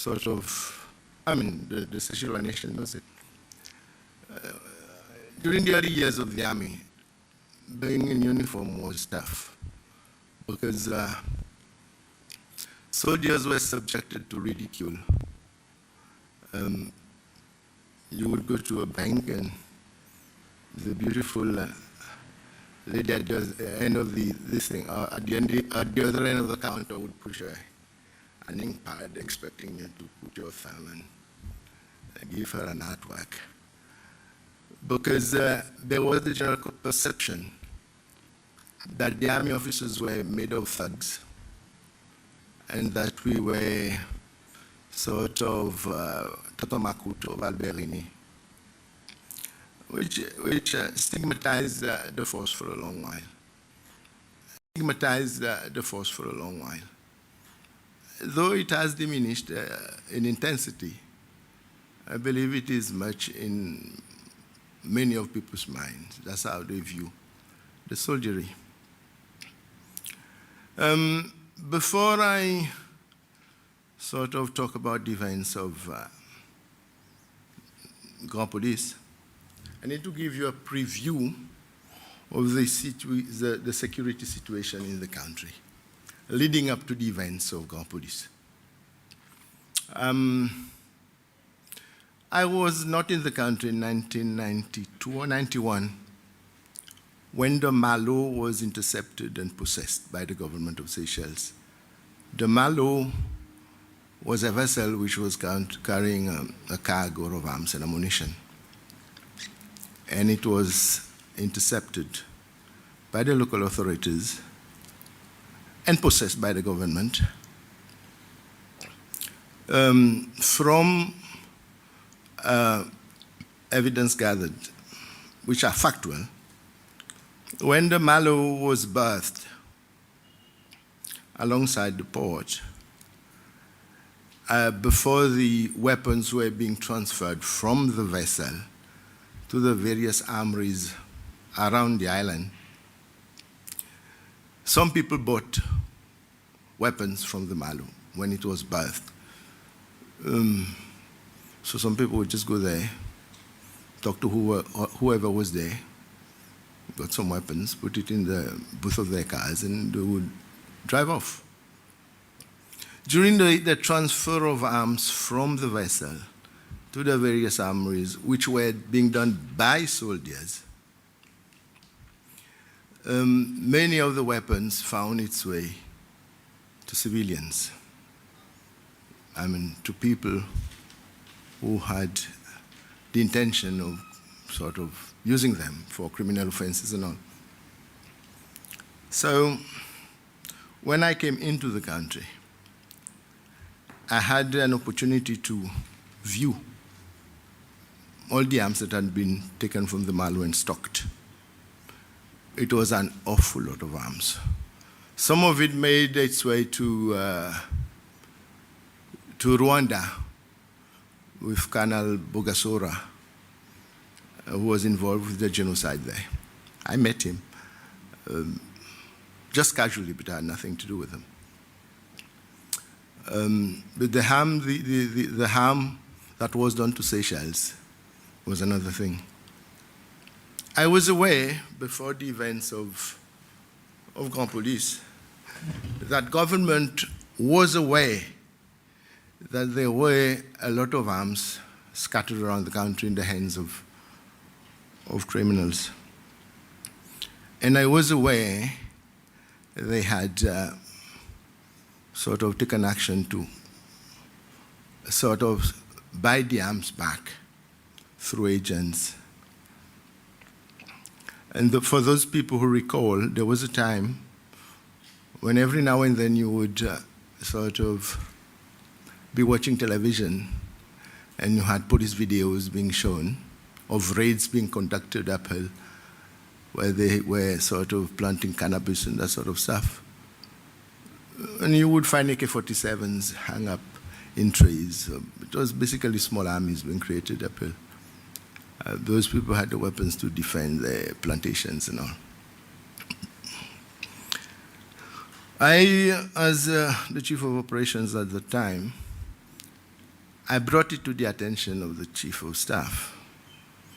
And I told him I was worried about the amount of small arms that were in the hands of civilians. And the constant show of it on TV, because the police would go uphill, make some arrests and film everything, and there, on most occasions, there were arms available at the operations. He said to me, I know the problem, we know the problem, and we're doing something about it. That was about it. One day, it was at around 7:30 in the morning. I was preparing myself to go to work. And I got a call from my sister. She was their resident nurse at Willy Clinic. She was excited, hyped up, afraid, if I may say. And she told me that she had a soldier in her care who had been shot. And that there was one of the soldiers she's been told had been killed. So when I asked her, what are you going to do with him? She says, I'm going to stabilize him and then send him down to Victoria Hospital. So, and she went out. She cut the phone. So I jumped into my combat kit. I was living at Takamaka at that time. I called the chief of staff, and I informed him of the situation. I told him to issue a warning order and to put the SPDF on stand 2. Warning orders basically to prepare unit for operation. Stand 2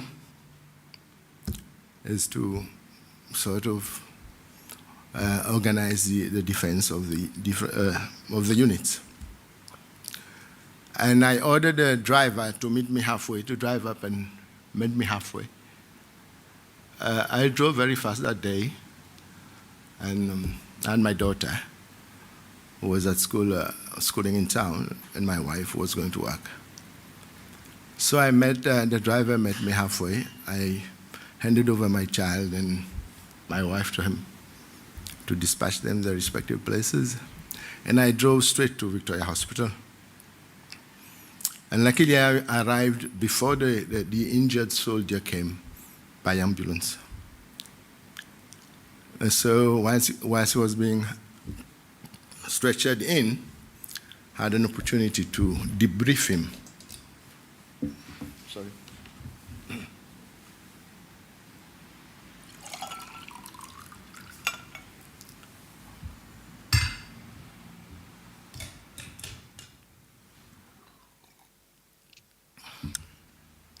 So the medical staff took the injured soldier to operation or something. I drove back to Defense Forces headquarters.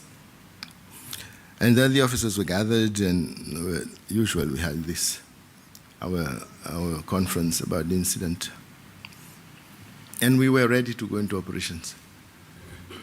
But we had some delay for technical reasons. I won't go into the details. And we started, clearance was given by the Defense Forces, DFC, Defense Forces Council. Basically, I had to present a plan of what I intended to do. And clearance was given early afternoon. So we started the clearance, a sweeping exercise at around 1:32, I suppose.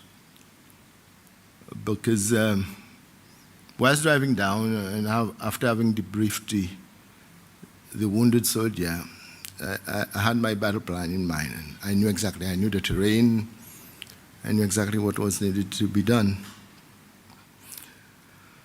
So we swept the area, and we were a bit late in doing so.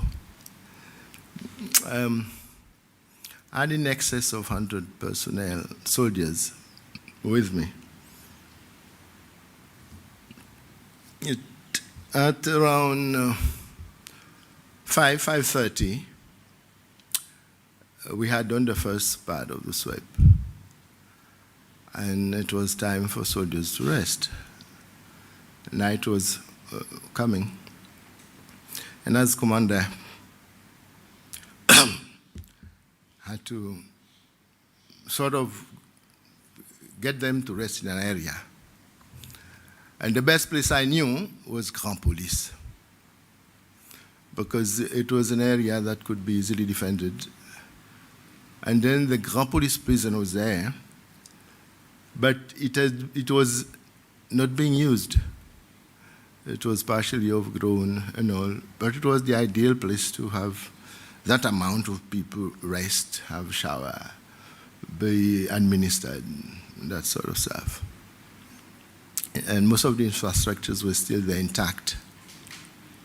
Though there was the water had been cut, there was no proper sewage, no proper water system.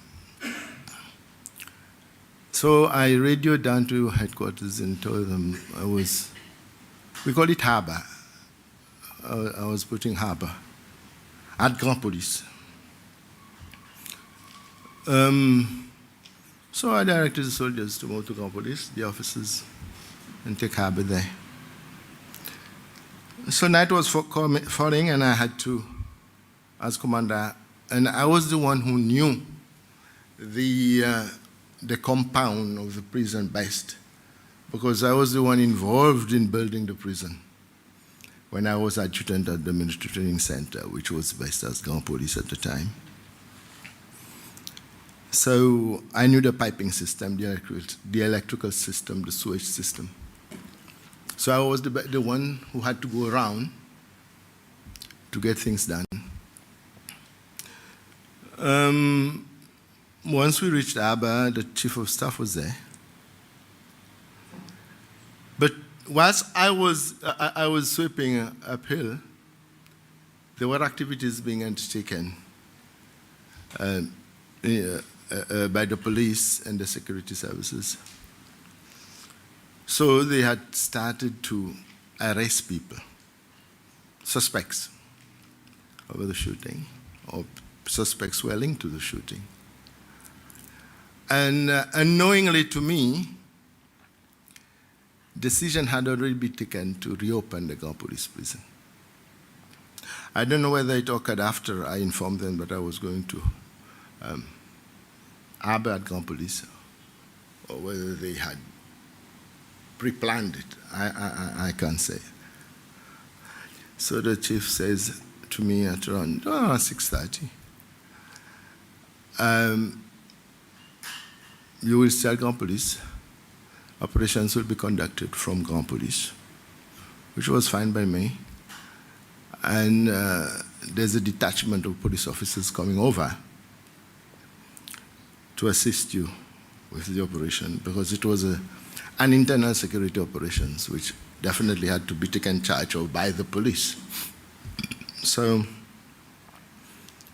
and the first incident started happening because the civilians, the first two suspects were brought in.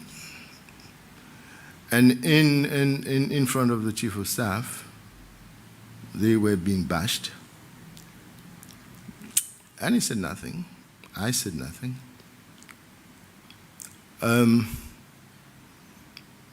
But after the chief of staff left, I ordered them to put them in 2 cells. The cells had not been cleaned yet, but they were cells. We had no padlock, no nothing, but they were cells. So I moved away. I moved on to direct, to show... May I interrupt you for yes. a minute, please? Who was the chief of staff? Colonel Leopold Payet. Thank you. So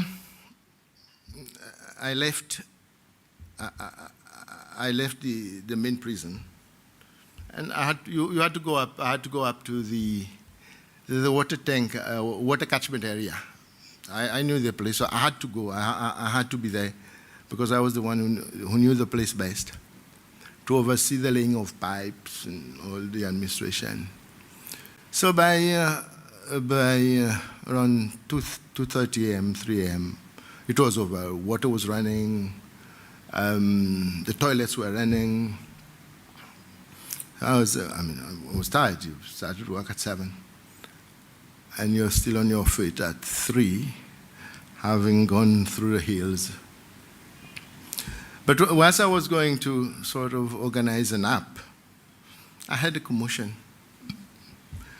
at the center of the prison. So I went there, and I saw the two suspects that I come earlier, that I had ordered to be sort of put in the cell, had been, I don't know, I don't have a word to describe it. They've been flogged and badly. So I told them to stop. They were in bad shape.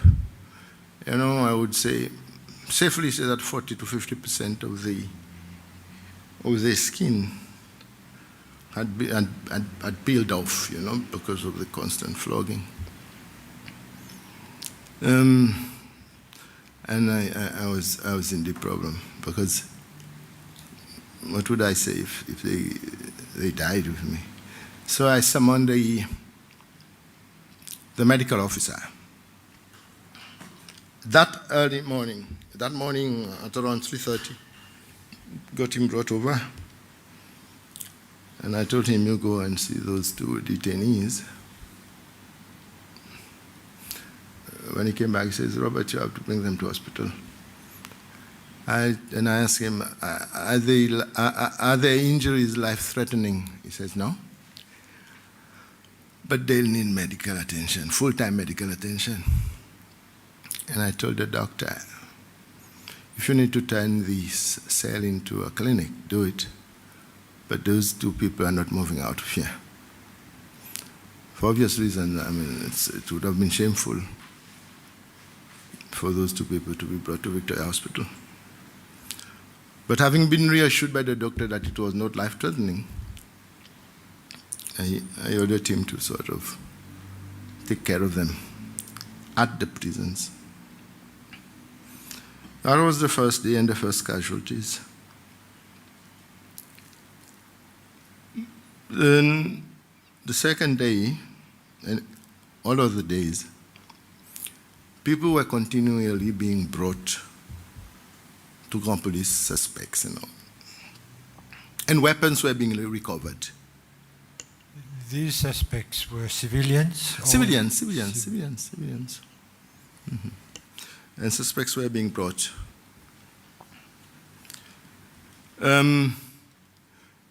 Call it manhandling or lashing, I don't know, torture. Many, well, not that many, but some of them were being subjected to CV manhandling. I said nothing. Why did you say nothing? Why did I say nothing? Yeah, why did you say nothing? It was a difference. It was in a difficult situation. I'll explain. Firstly, the commander-in-chief had issued instructions to do whatever what was necessary to recover the weapons and to find the perpetrators.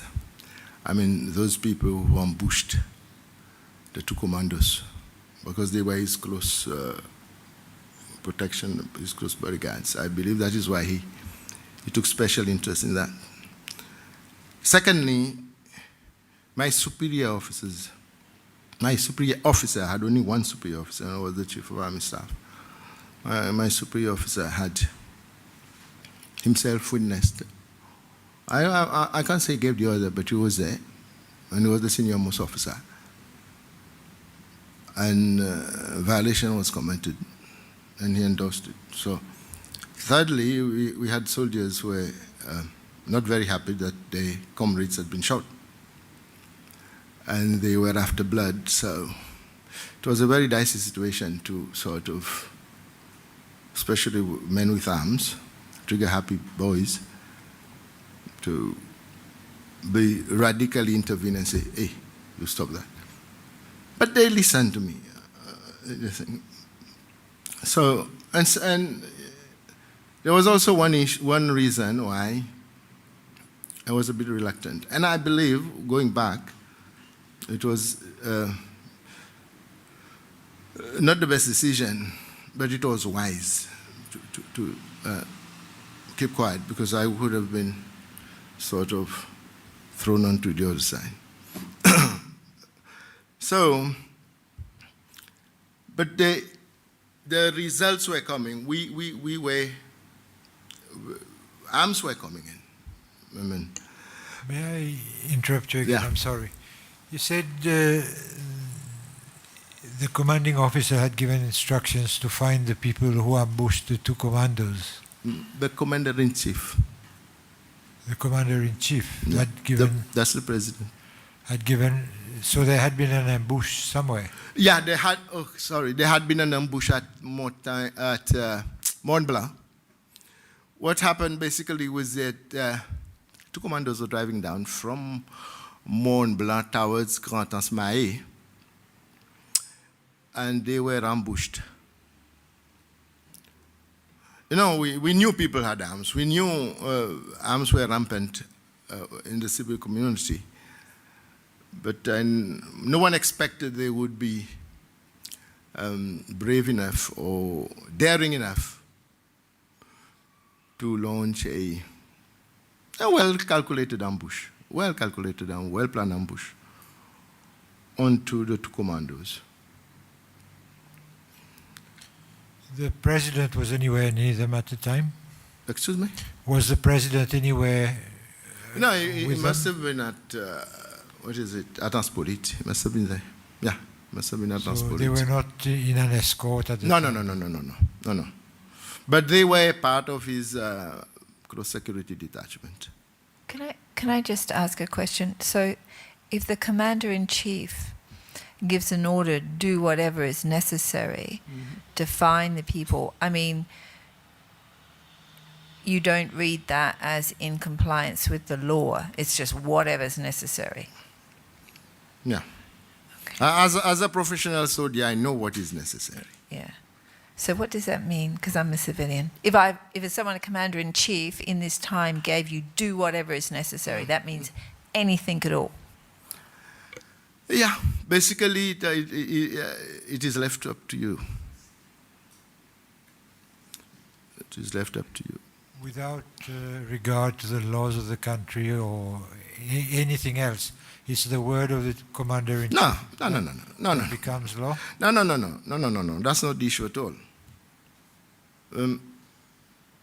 Now we go to the dynamics of counterinsurgency operations. Counterinsurgency operation remains one of the dilemmas of all military commanders. To put it plain, sort of in terms civilians would understand, what is the minimum force for a soldier? And you have civilians who are non-combatants, but they've taken arms against the state.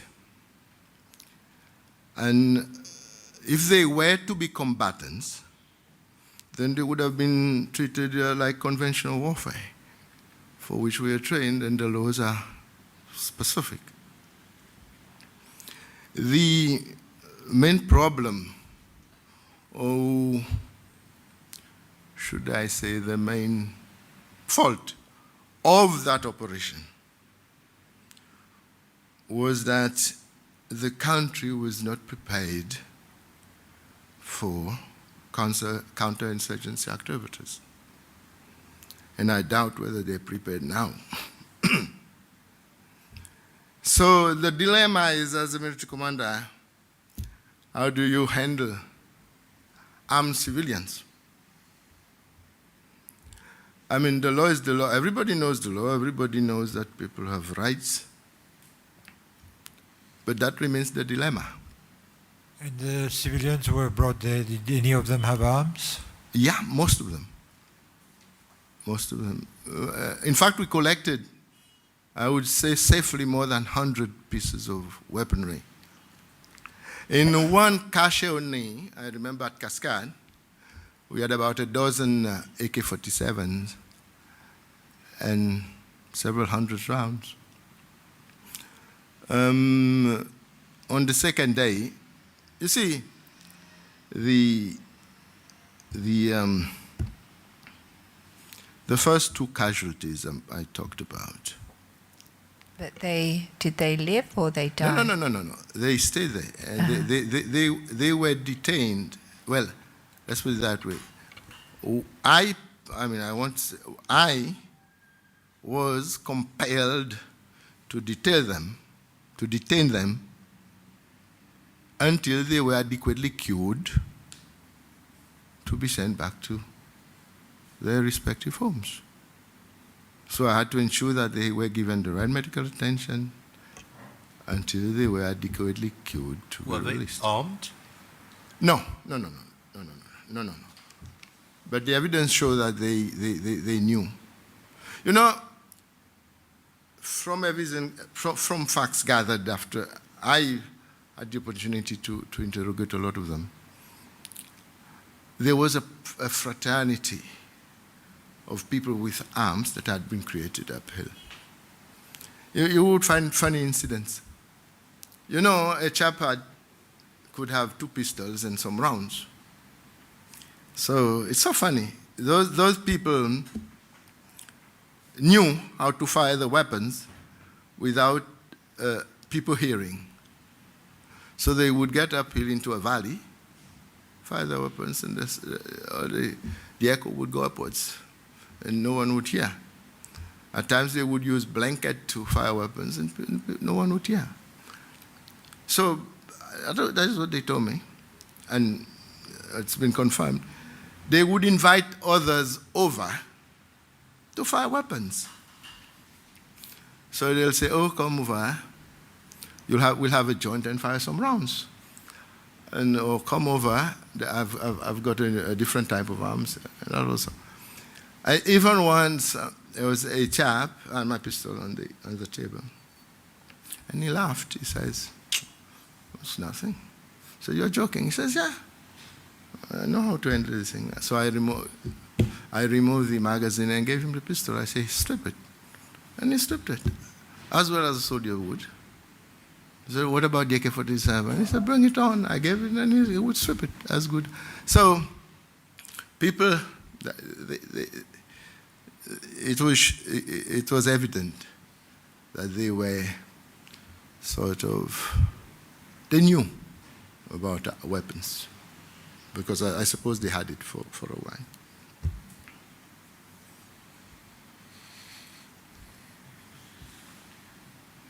Mr. Ernesta, from the vessel Marlowe, how many pieces of weapon? I won't know. I was not there. That is the job of ordnance. That chap was in charge of logistics. Was there an inventory of? Obviously. But the problem is, because the Marlowe weapons were illegal, so there would have been no proper manifesto inventory. So, when they took it out of the Marlowe, there was poor supervision of the transfers. That is what basically happened. So you were not aware of how many pieces of arms? No. When the Marlowe was intercepted, I was not in the country. But even if I were to be in the country, it had nothing to do with the inventory of weapons and arms. That's the responsibility of ordnance and logistics. If I were to be in the country as the operations officer, I would have possibly been in charge of the transfer operations, but not with the actual inventory of arms. Who was the ordnance officer, the senior ordnance officer? He's the present Chief of Defense Force, Colonel Roslin.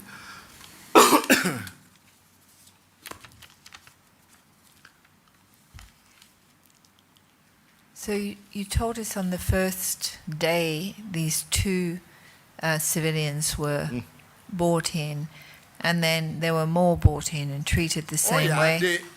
Not really the same way, no, but they were well manhandled. The operations went on for about several weeks. Now, if you ask me how many people were flogged, I'll say less than 20. If you ask me how many people were detained illegally over a long period of time, I would say around 20. But then what happened was extraordinary. The commander-in-chief event when the president went on national television to defend the operation. Those who will remember, he said something like, you know, they've been terrorizing the nation, and now when they're being whipped with a few lashes, they're complaining, people who the president went on there. And at one time I was called by the Secretary of State for Foreign Affairs that time. And he says there's a possibility the Amnesty International pays a visit at the prison. I said, okay, that's fine. But then the government did not permit. There was an uproar, and for good reasons. The opposition, sorry. The opposition was vociferous about the abuse going on, the abuses going on at Grand Police. But the situation was over-exaggerated in the press by people who were listening. Mind you, we were dealing with people who did not necessarily respect the law. And it was blown out of proportion. And I was the butcher. And I'm still the butcher to this day, I hope, after this intervention. People will say it as I say it. The people that were, I mean, you brought these people in, they all had guns? No. I mean, guns in their houses. Why did Yeah. They, you know, there was a link created. Every time we recovered a weapon, there was a link to another weapon. So we would go and get the other people. The other chap would give us a weapon. It went on like that. So yeah. What was the link? The person would tell you he's got a weapon too? Oh yeah. After a few lashes, they would tell? At times, yes. Yeah. And were all these people that were opposed to the regime in No. That has nothing to do with politics. It was an internal security operation or counterinsurgency operations for which the country was ill-prepared. So I said. Why did these, I mean, did you actually find the people that did the ambush? Yeah. And why did they do that? What was their motivation? They wanted weapons. They wanted more weapons. Okay. And what were they going to do with these weapons? I don't know. Kill bats? No, but no? They would have shot bats, not commandos. You know. I'm just. Did you think there was? Well, I just understand that there's a lot of bats now. There's no weapons. Yeah. But I mean, do you think they were planning their own little takeover of the country? No. So they were not a coordinated group of people. No. They were drug addicts protecting their. They were drug addicts protecting their territory. Right. They don't care who's in power or not. Bandits and criminals do not care who the politicians are, as long as they meet their objectives. Yeah. What happened to the people who ambushed these two commandos? Mumu was shot in the leg. In fact, I personally led the group about, we were 5. He was shot in the leg. Then he went to prison. The second, Benjamin Denis, I believe Benjamin is what's called. He was shot by the police many years later. Benjamin, what's his surname? I believe it was Benjamin Denis. I'm not too sure, but it's Benjamin Denis. But so he was shot by the police after this operation? Yeah, after the operation, many years after. And killed? Yeah. Were the police allowed to have arms? Certainly. And the one that was shot in the leg, that was during the operation? He was shot in the leg? Yeah. Okay. And was that a deliberate, like, tell me what you know, shot in No. the leg? No. If you want to the details,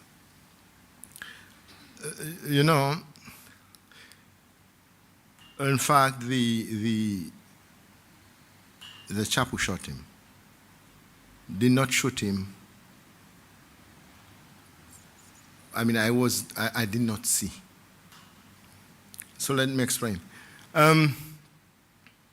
It was at Mont Blanc, down a ravine.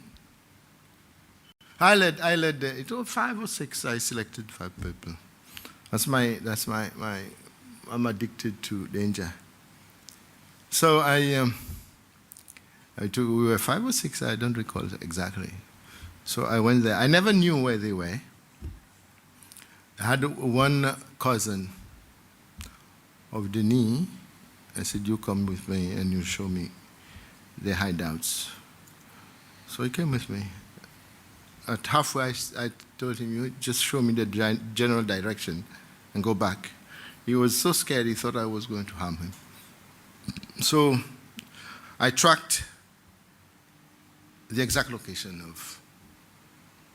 of their hideouts.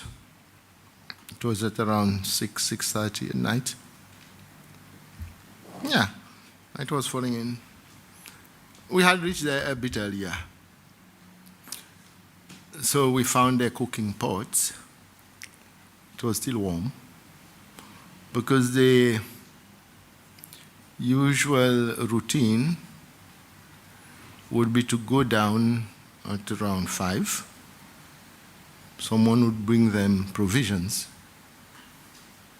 at a specific location, and they'll go back to their hideout to sleep. What gave them away was soap, because I was leading the section that I had chosen. They would take a bath and properly sort of clean the rocks and everything. But mistakenly, it was a small drop of that wet soap fell on a rock, and that was how I successfully tried them. And I looked to the left and I saw the hideout. They had a small plantation of cannabis up on a rock. So to ourselves and the others, we made ourselves comfortable in the shelter. I prepositioned the soldiers, and we were waiting them to come. We would just have captured them and brought them back. One soldier. So before nightfall, I went around to see if all soldiers were in position. One soldier was missing. So there was nothing we could do. He was missing, and we were up a ravine. There's not much movement you can do there. It was at around 8, I had a long burst of fire. Initially, I thought he had been killed up because he had moved from where I had stationed him. It turned out he was the one who shot Momo on the leg. But then there was this steep descent from where we were onto the Béolier Road? Yeah, the Béolier Road leading to Grand-Anse. Yeah, overseeing the... In fact, when the Miss World contest was being at my beach was underway, we would watch it from that vantage point up there. Then I don't know how Mumu reached the road. He was picked up and rushed to hospital. And he was shot at around 7. Can you imagine? He was shot at around 7 p.m. And to move from where we were to the main road up, which was about barely 150 meters away, took us 2.5 hours, just to how difficult the terrain was.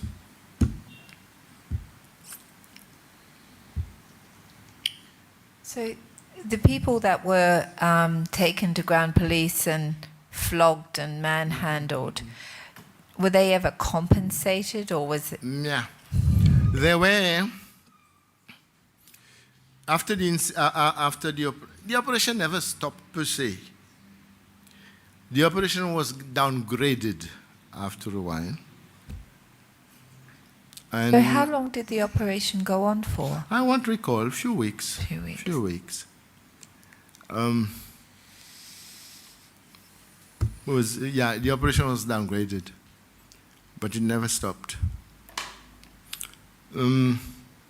Your question was, were they compensated? Some of them went to see the chief, others went to see the president. And compensation were issued to many of them, I know personally, because on one specific occasion, a chap who lost his outboard engine because he had been detained, I was ordered to bring an engine to him. I know a lot of people were compensated out of court settlements. And then we had court action against government. So I had to go to court often.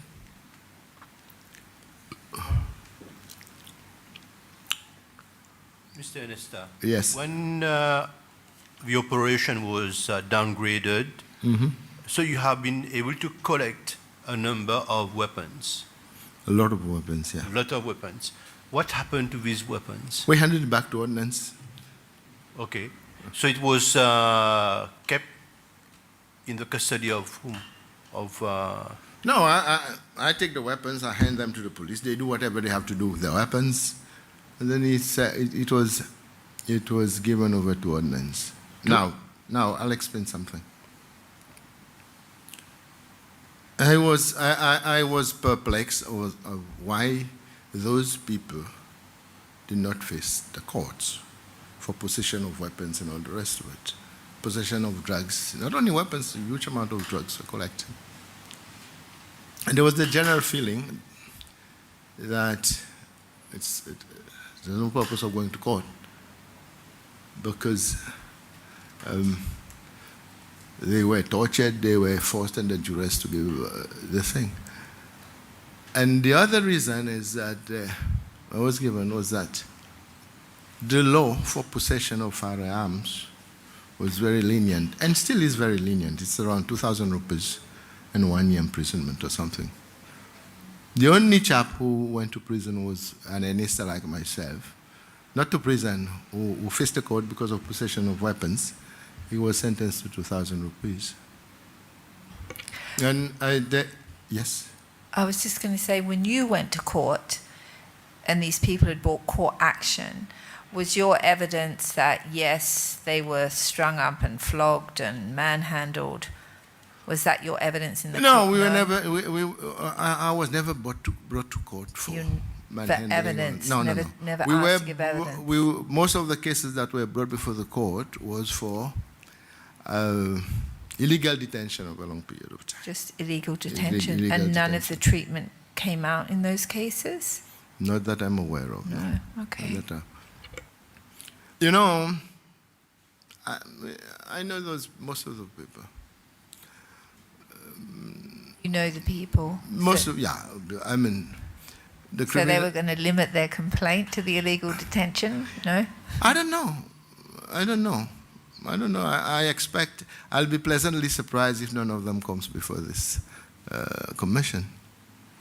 But I know most of them, and we are good friends. At times they make fun of it because, you know, some of those people are very pragmatic. They will say, oh my God, there is a consequence to having a weapon.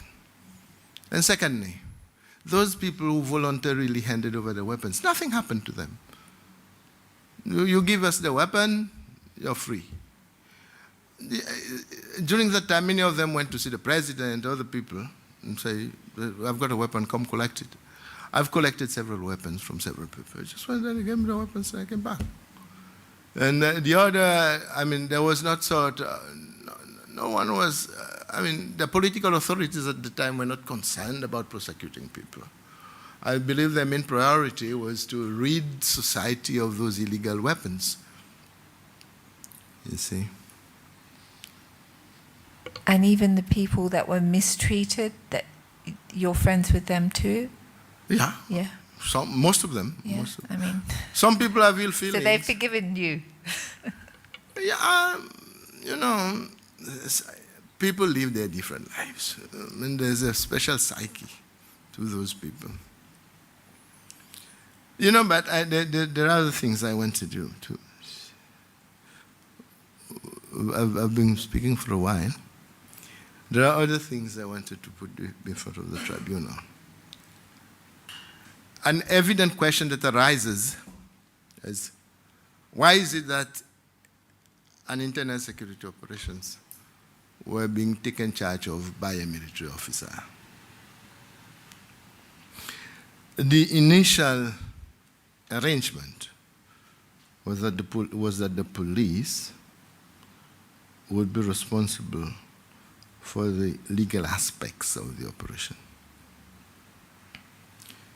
But then there were practical problems. With the soldiers, we work according to the task. We would work 24 hours on 24. I mean, we were moving every day, throughout the day, throughout the night. That's our way of operating. The police would work from 8 to 4. So the 20-odd police officers who were sent to work with us never had a full picture of what was going on, because they would come to work from 8 to 4, and the other batch would take from 4 to 12, and from 12 to 8, and that rotation would go on. But we were there all the time. So the persons who had all the information and were following the development of the operation were myself and my officers.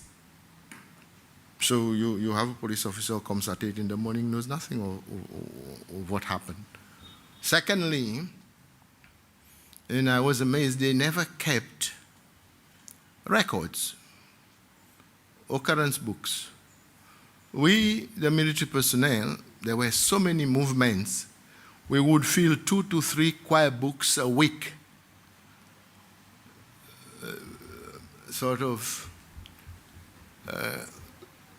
Listing everything that happens, every movement, every person that is brought in and on. And at the end of operation, we handed to the FHQ a carton load of choir books, because we had kept records of everything we did. The police had no records. Are these records available today? I don't know.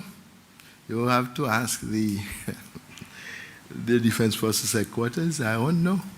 I've retired from the force 10 years ago. I understand the difficulties you get in obtaining records and files.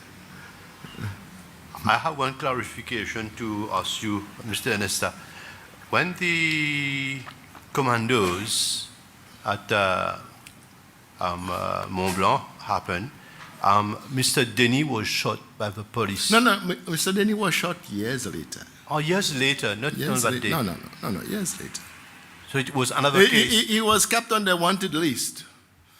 When our operation had been downgraded, we were no longer interested in Mr. Denny. It was the police who to remain there on their wanted list. So it was not on that night? No. It was years later. Several years later. And there was a rumor that the arms the army has collected were later sold. Is there any truth in it? No. Sold to whom? To whom? I don't know. You know, the mallow weapons, plane loads of it was sold to Colonel Bugasora or something else from Rwanda. That chap was judged by the criminal court and sentenced for atrocities.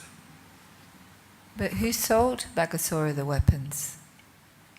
The government of Seychelles. When the government of Seychelles Yeah. sold Bagasora, Yeah. the Minister of Defence in Rwanda, the weapons. Yeah. Okay. During what year was that? When it must have been around 93. 93? Just before the genocide. Yeah. I saw him. I saw him at FHQ one morning in the company of a civilian who was brokering the deal. And we introduced ourselves as soldiers. That was it. And then later I saw him in front of the ICIJ.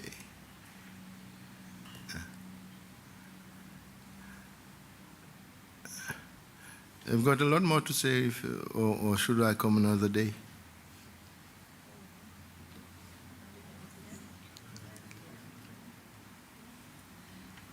I mean, if you would come another day, that would be wonderful. We have another witness for today that was meant to start, and this is our last sitting day until the 7th of October. So if you'd be willing to come during that week of the 7th of October, No that problem. would be...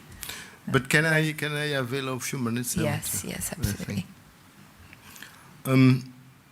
After the events of Grand Police, I was responsible for training, and within the SADC region there was an organ on defense and security, and under that organ was the ISDSC, which is the Interstate Defense and Security Committee, and I served on a subcommittee of the ISDSC. I don't know whether the organizational structure would be the same today, which was the DISC, Defense Intelligence Subcommittee. So, as a committee, as an advisory committee, I sought their assistance in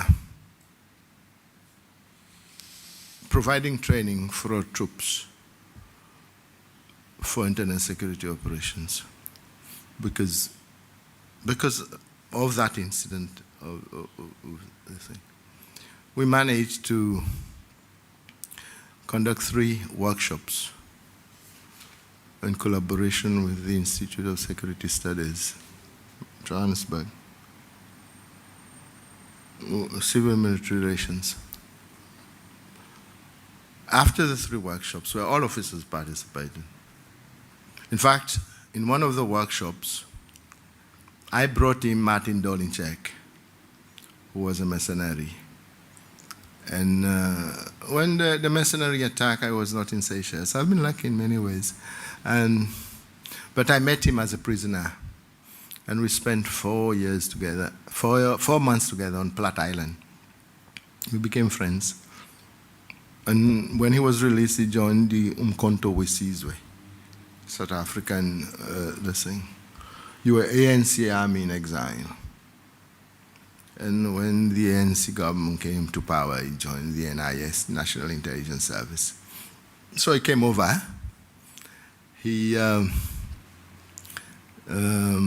spoke to the people and sought the forgiveness of the Seychelles people for having participated in the mercenary attack. Peter Duffy as well came.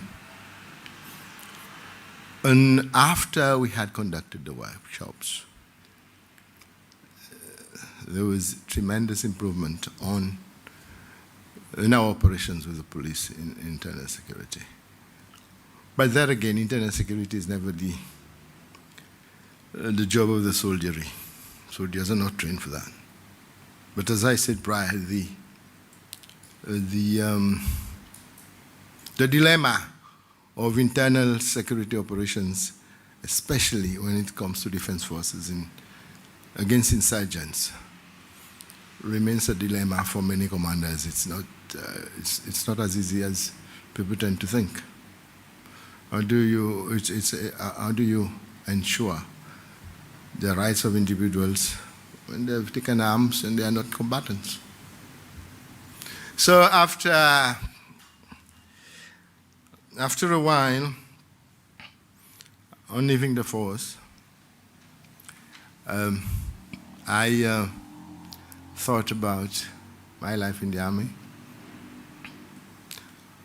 and I decided I should apologize for having taken part in the, not taken part, in the events of Grand Police.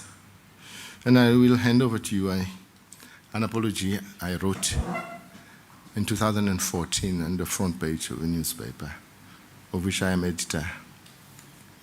And I hope it will help.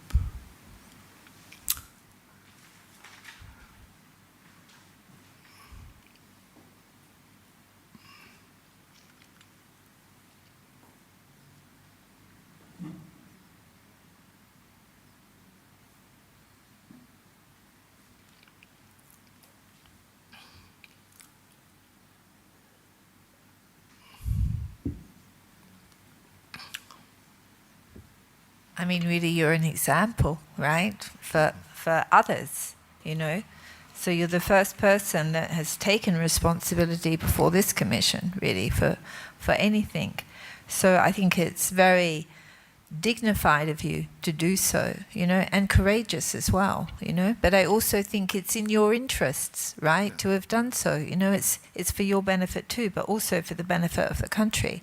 And I think it is very important for, you know, there's a lot of rumours in the Seychelles about what happened, you know, and maybe sometimes the rumour's actually worse than the reality, you know. So but bringing out the reality might make a huge difference, you know, to many people.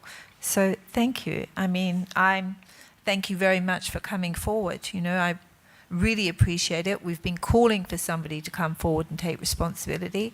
You're the first person to have done so, and I think you're an example to everybody else in the Seychelles. And it's not so bad coming before us, is it? No.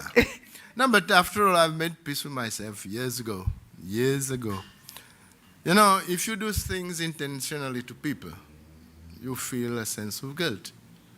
But then, if it was not your intention, it just happened to be a victim. And talking about victims, it's you know, it's not about the receiver only. It's about the perpetrator as well, and the witness.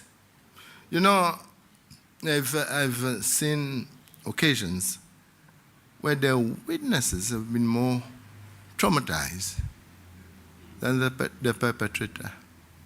I mean, if the perpetrator does not feel the guilt and has no moral conscience, then that's another story. But then it has a rippling effect across society. And people are full of hatred, and they should get out of it. Yeah, it's a bit. So I won't take much of your time. So I'll come back some other time because I have other stories to tell. Thank you again so much. You've been a highlight.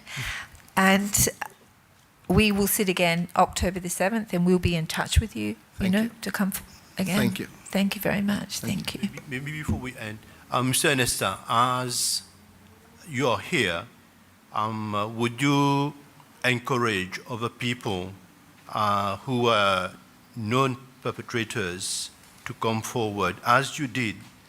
Would you encourage these people to come? Certainly, certainly. You know, even the victims, and I'm talking here specifically of the victims of Grand Police. You know, there are too many rumors around, and there are too many of finger pointing. You know, only last week on social media, one Davis Akush sent a message. Davis Akush has never been to Grand Police. I've never met Davis Akush during the operation. I've known Davis Akush after the operation. You know how I knew him? He threatened me with an axe and told me, oh, you send soldiers to my place. You know, I was the chief of operations, so all the buck stops with me, but I might not have necessarily sent soldiers to your place. And there was a lady living in the UK. She was like insulting me on Facebook. And then she started to insult others.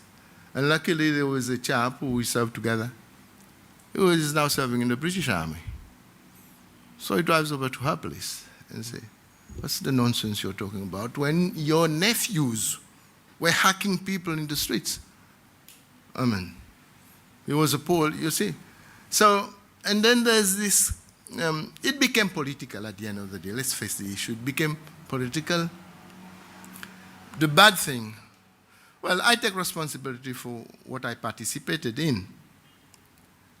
But at the end of the day,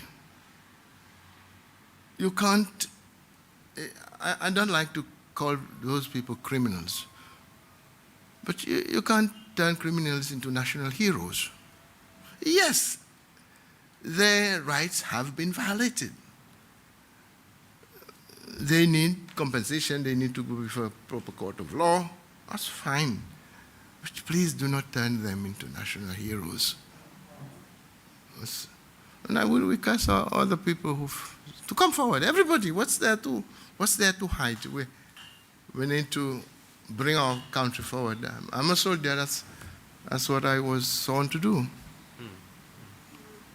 Yeah, but under the circumstances I was in, not all things can be done. Thank you. Thank you. Can we keep this? Yeah, obviously. Yes. Thank you very much again. It was a pleasure to have you here. Thank you. Yeah. Yeah. And I'm sorry, Mr. Confait, I know you've been waiting. Oh, sorry. Could you please call the next witness? Mr. Willy Confait. Now I can say sorry. So it's been 1 week. Can we meet again? I don't know. Yeah. I, Willy Confait, swear to tell the truth, the whole truth, nothing but the truth, so help me God. So I'm back again. Yeah, you're back again. Yeah. So thank you for coming back again.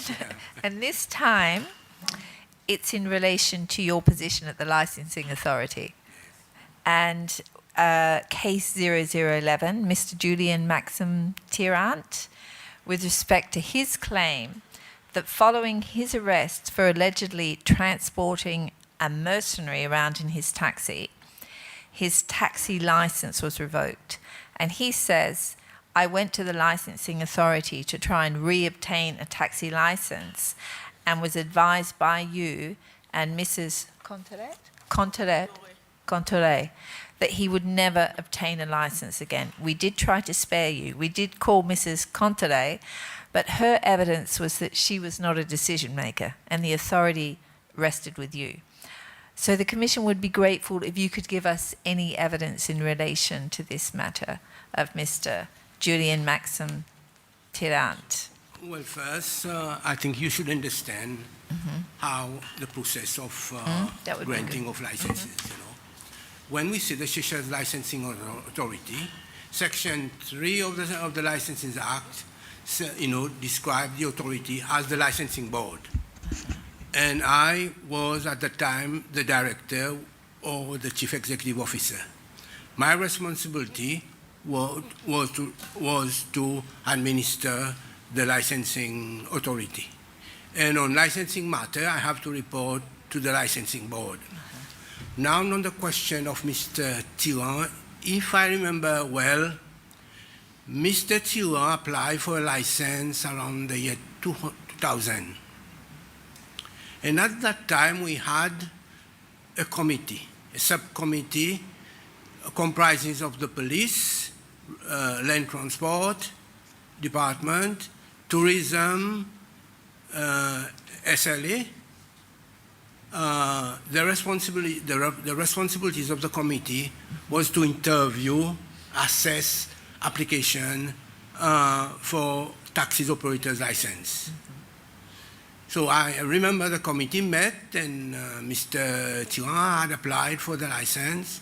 And at that time, there were complaints about the level of taxi service, the level and quality of taxi service in Seychelles, from tourists, from hotel establishment, from departments. So that is the purpose of that. The purpose of that committee was to assess the suitability of applicant for taxi operator's license. At the interview, they were asked questions about the code of conduct, question about the taxi regulations, and places of tourism destination rather, and then basic skill in customer service. Surely you would want you will want a taxi operator to open the door, to greet you well, and so on. That's basically the customer skill. Despite the fact that 19 years ago, Mr. Thiron was a taxi driver, he did not pass the test. I remember he was asked a few questions, but he did not make it. The report was sent. A report was prepared and sent to the decision-making body, which at that time was the licensing authority, a group of 5 persons, including the chairman, to decide. Either to endorse the recommendations, approve certain application, or not approve certain. In fact, his application was not approved. And then, as director, person in charge, Mr. Thiron, and others were duly informed accordingly. It doesn't stop there. A person who is refused a taxi license has the right of appeal to the Minister of Finance at the time, given 15 days to appeal. I don't remember Mr. Thiron appeal. Then also, once you have not been granted a taxi license, you can reapply between 3 and 6 months. You can reapply again and learn your rules and regulations and then come back. I do not recall Mr. Thiron applied. Finally, Mr. Thiron or any other applicant at the time has the right even to take his case before the court for judicial review. I don't think he did that. You see, basically, the power to grant, refuse, vary conditions of license, revoke license, rests with the licensing board. Not with the president? Yeah. Not with the president, with the licensing board? Could the president ring the board and say, make him a taxi driver? Well, there's nothing stopping the president to do that, certainly. And if he did that, would the licensing board say, test passed? No. The committee at that time made up of, as I mentioned here, the representative of several bodies, including the Taxi Association, Taxi Operators Association. And questions were asked, and not only to Mr. Thiron, to all the applicants, and I remember he was not successful. I don't think the president, there's nothing preventing the president from phoning somebody. But I don't think, I mean, the board looks at the recommendations and make their decisions, and then it's up to Mr. Tiwa or the applicant to appeal. Yeah. And when you take away someone's license, because he says his license was revoked because he drove around the mercenary. We don't know if it was an actual mercenary, but an alleged mercenary, and that his license was revoked. Does he have the same sort of rights to challenge that revocation?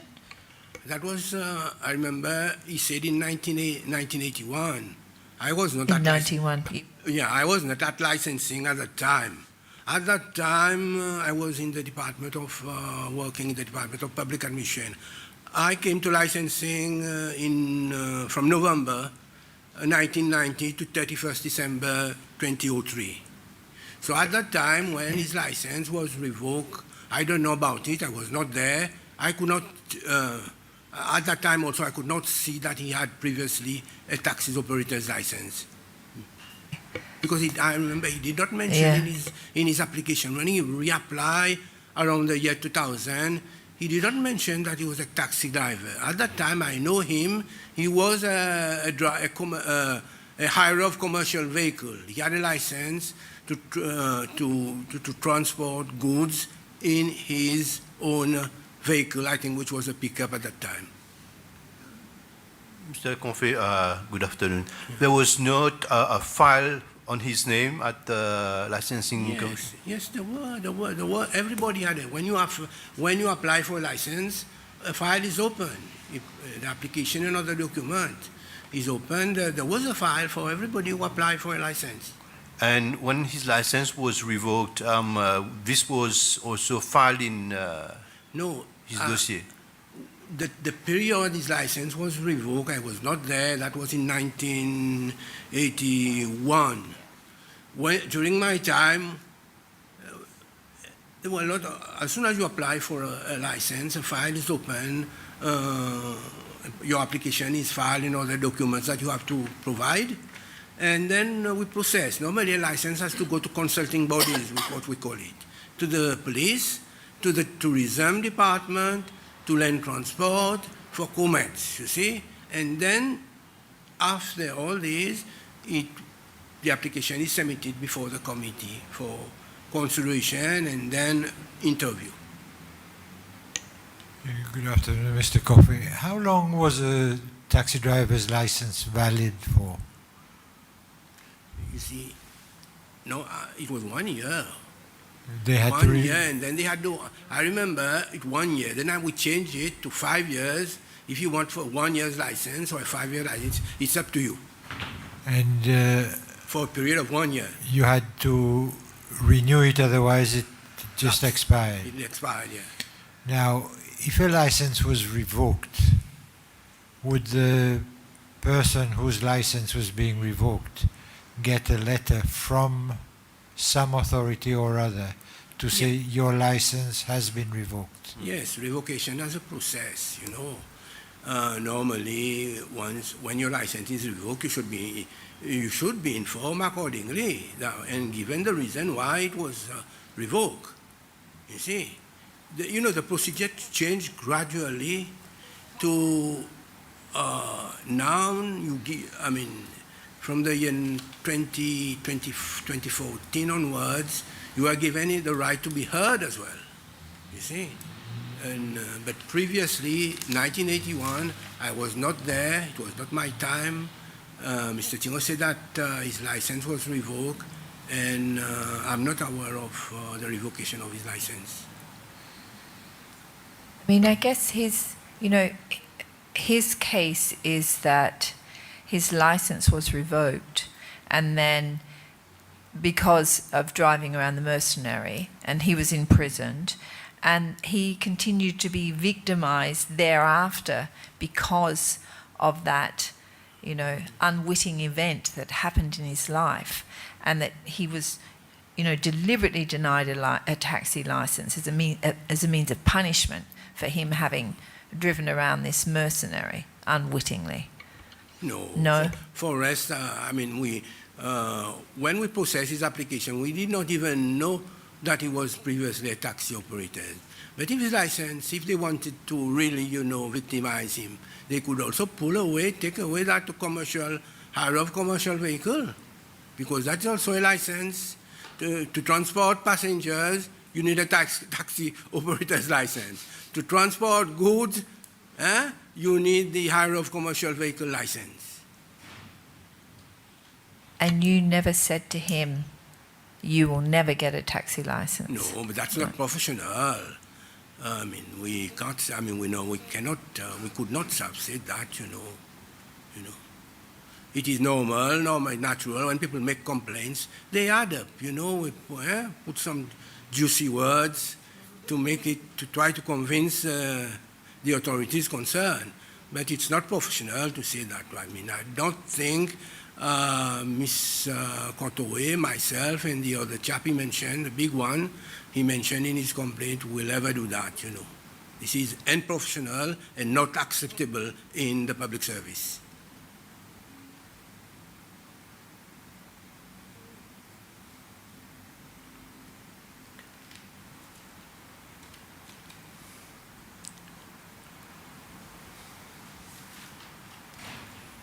On another issue, Mr. Confait, this morning we had also the testimony and evidence of another person who also said that his license was revoked, and he mentioned your name as well. And for 14 years, he was not able to work. And the situation is he's requesting compensation from the people who prevented him to succeed in life. Well, my name will be mentioned again because I was there for the past 12 years. I was there for 12 years. I was. It will mention, but I don't know about this part. So do you have enough money to pay for the compensation? As I explained to you, I knew there would be people coming up again. It is important that the Commission is aware of the procedure, that as the director, as the director of Licensing Authority, you are responsible for the day-to-day operation of. You are responsible to the board, to the licensing board, for all matters concerning licenses. The power of granting license has always been, in accordance with Section 3 of the Licenses Act, rests with the board. So the gentleman this morning, there is a decision which is from you, but it's copied to the Commissioner of Police, the Principal Secretary, Tourism Department, Director General, Land Transport Department, and the Chairman, I think that's of the Taxi Operators Association. And it is a decision, and it refers to a letter and his appearance before the licensing authority to show cause as to why your taxi license should not be renewed. And his was taken off him because there were allegations made that he used abusive language at the airport and used abusive language against the president at Victoria Market Car Park on 2 occasions. And that was found to be a serious breach of the Taxi Operators Code of Conduct, which is a condition of the license. So we do have his decision on file as to why he lost that. But the revocation of a license, you have to be, depending on the period.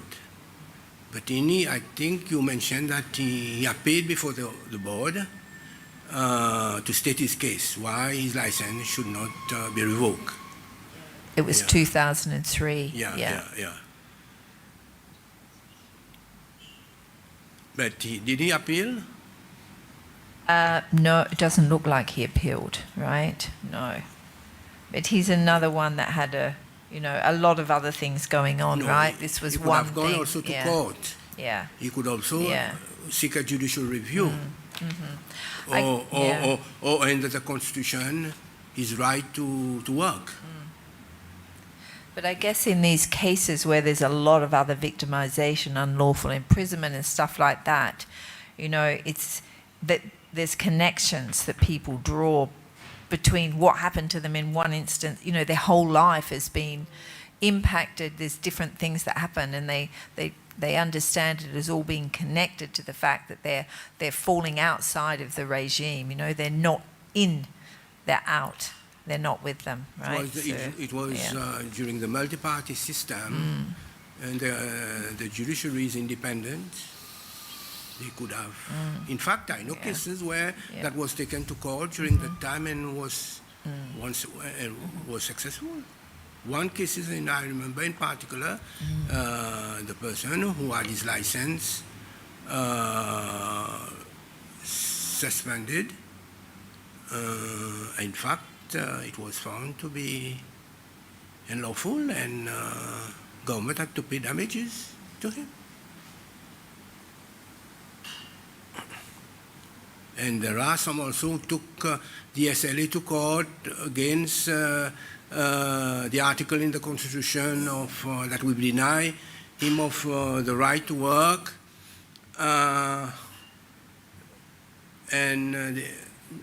the government won the case. You know, we lost that particular case of that one particular case because at that time there was on the ground that we did not give him the right to be heard.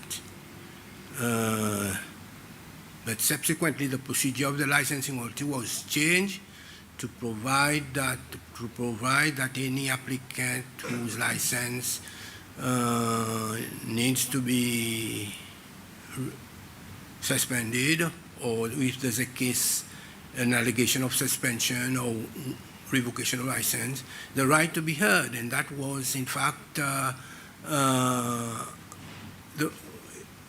that was adopted as a procedure at the time, you know.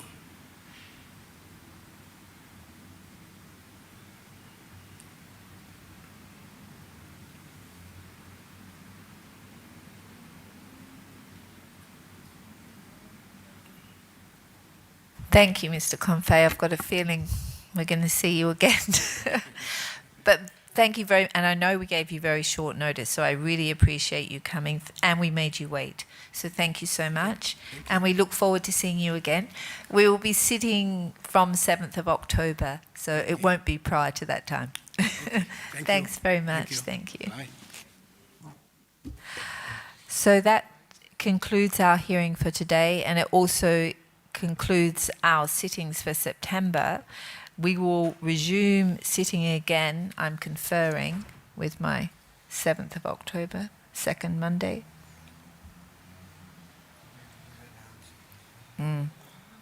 Well, 7th of October, but we will announce it. We have to prepare the next cases to be heard and work on these cases that we've heard.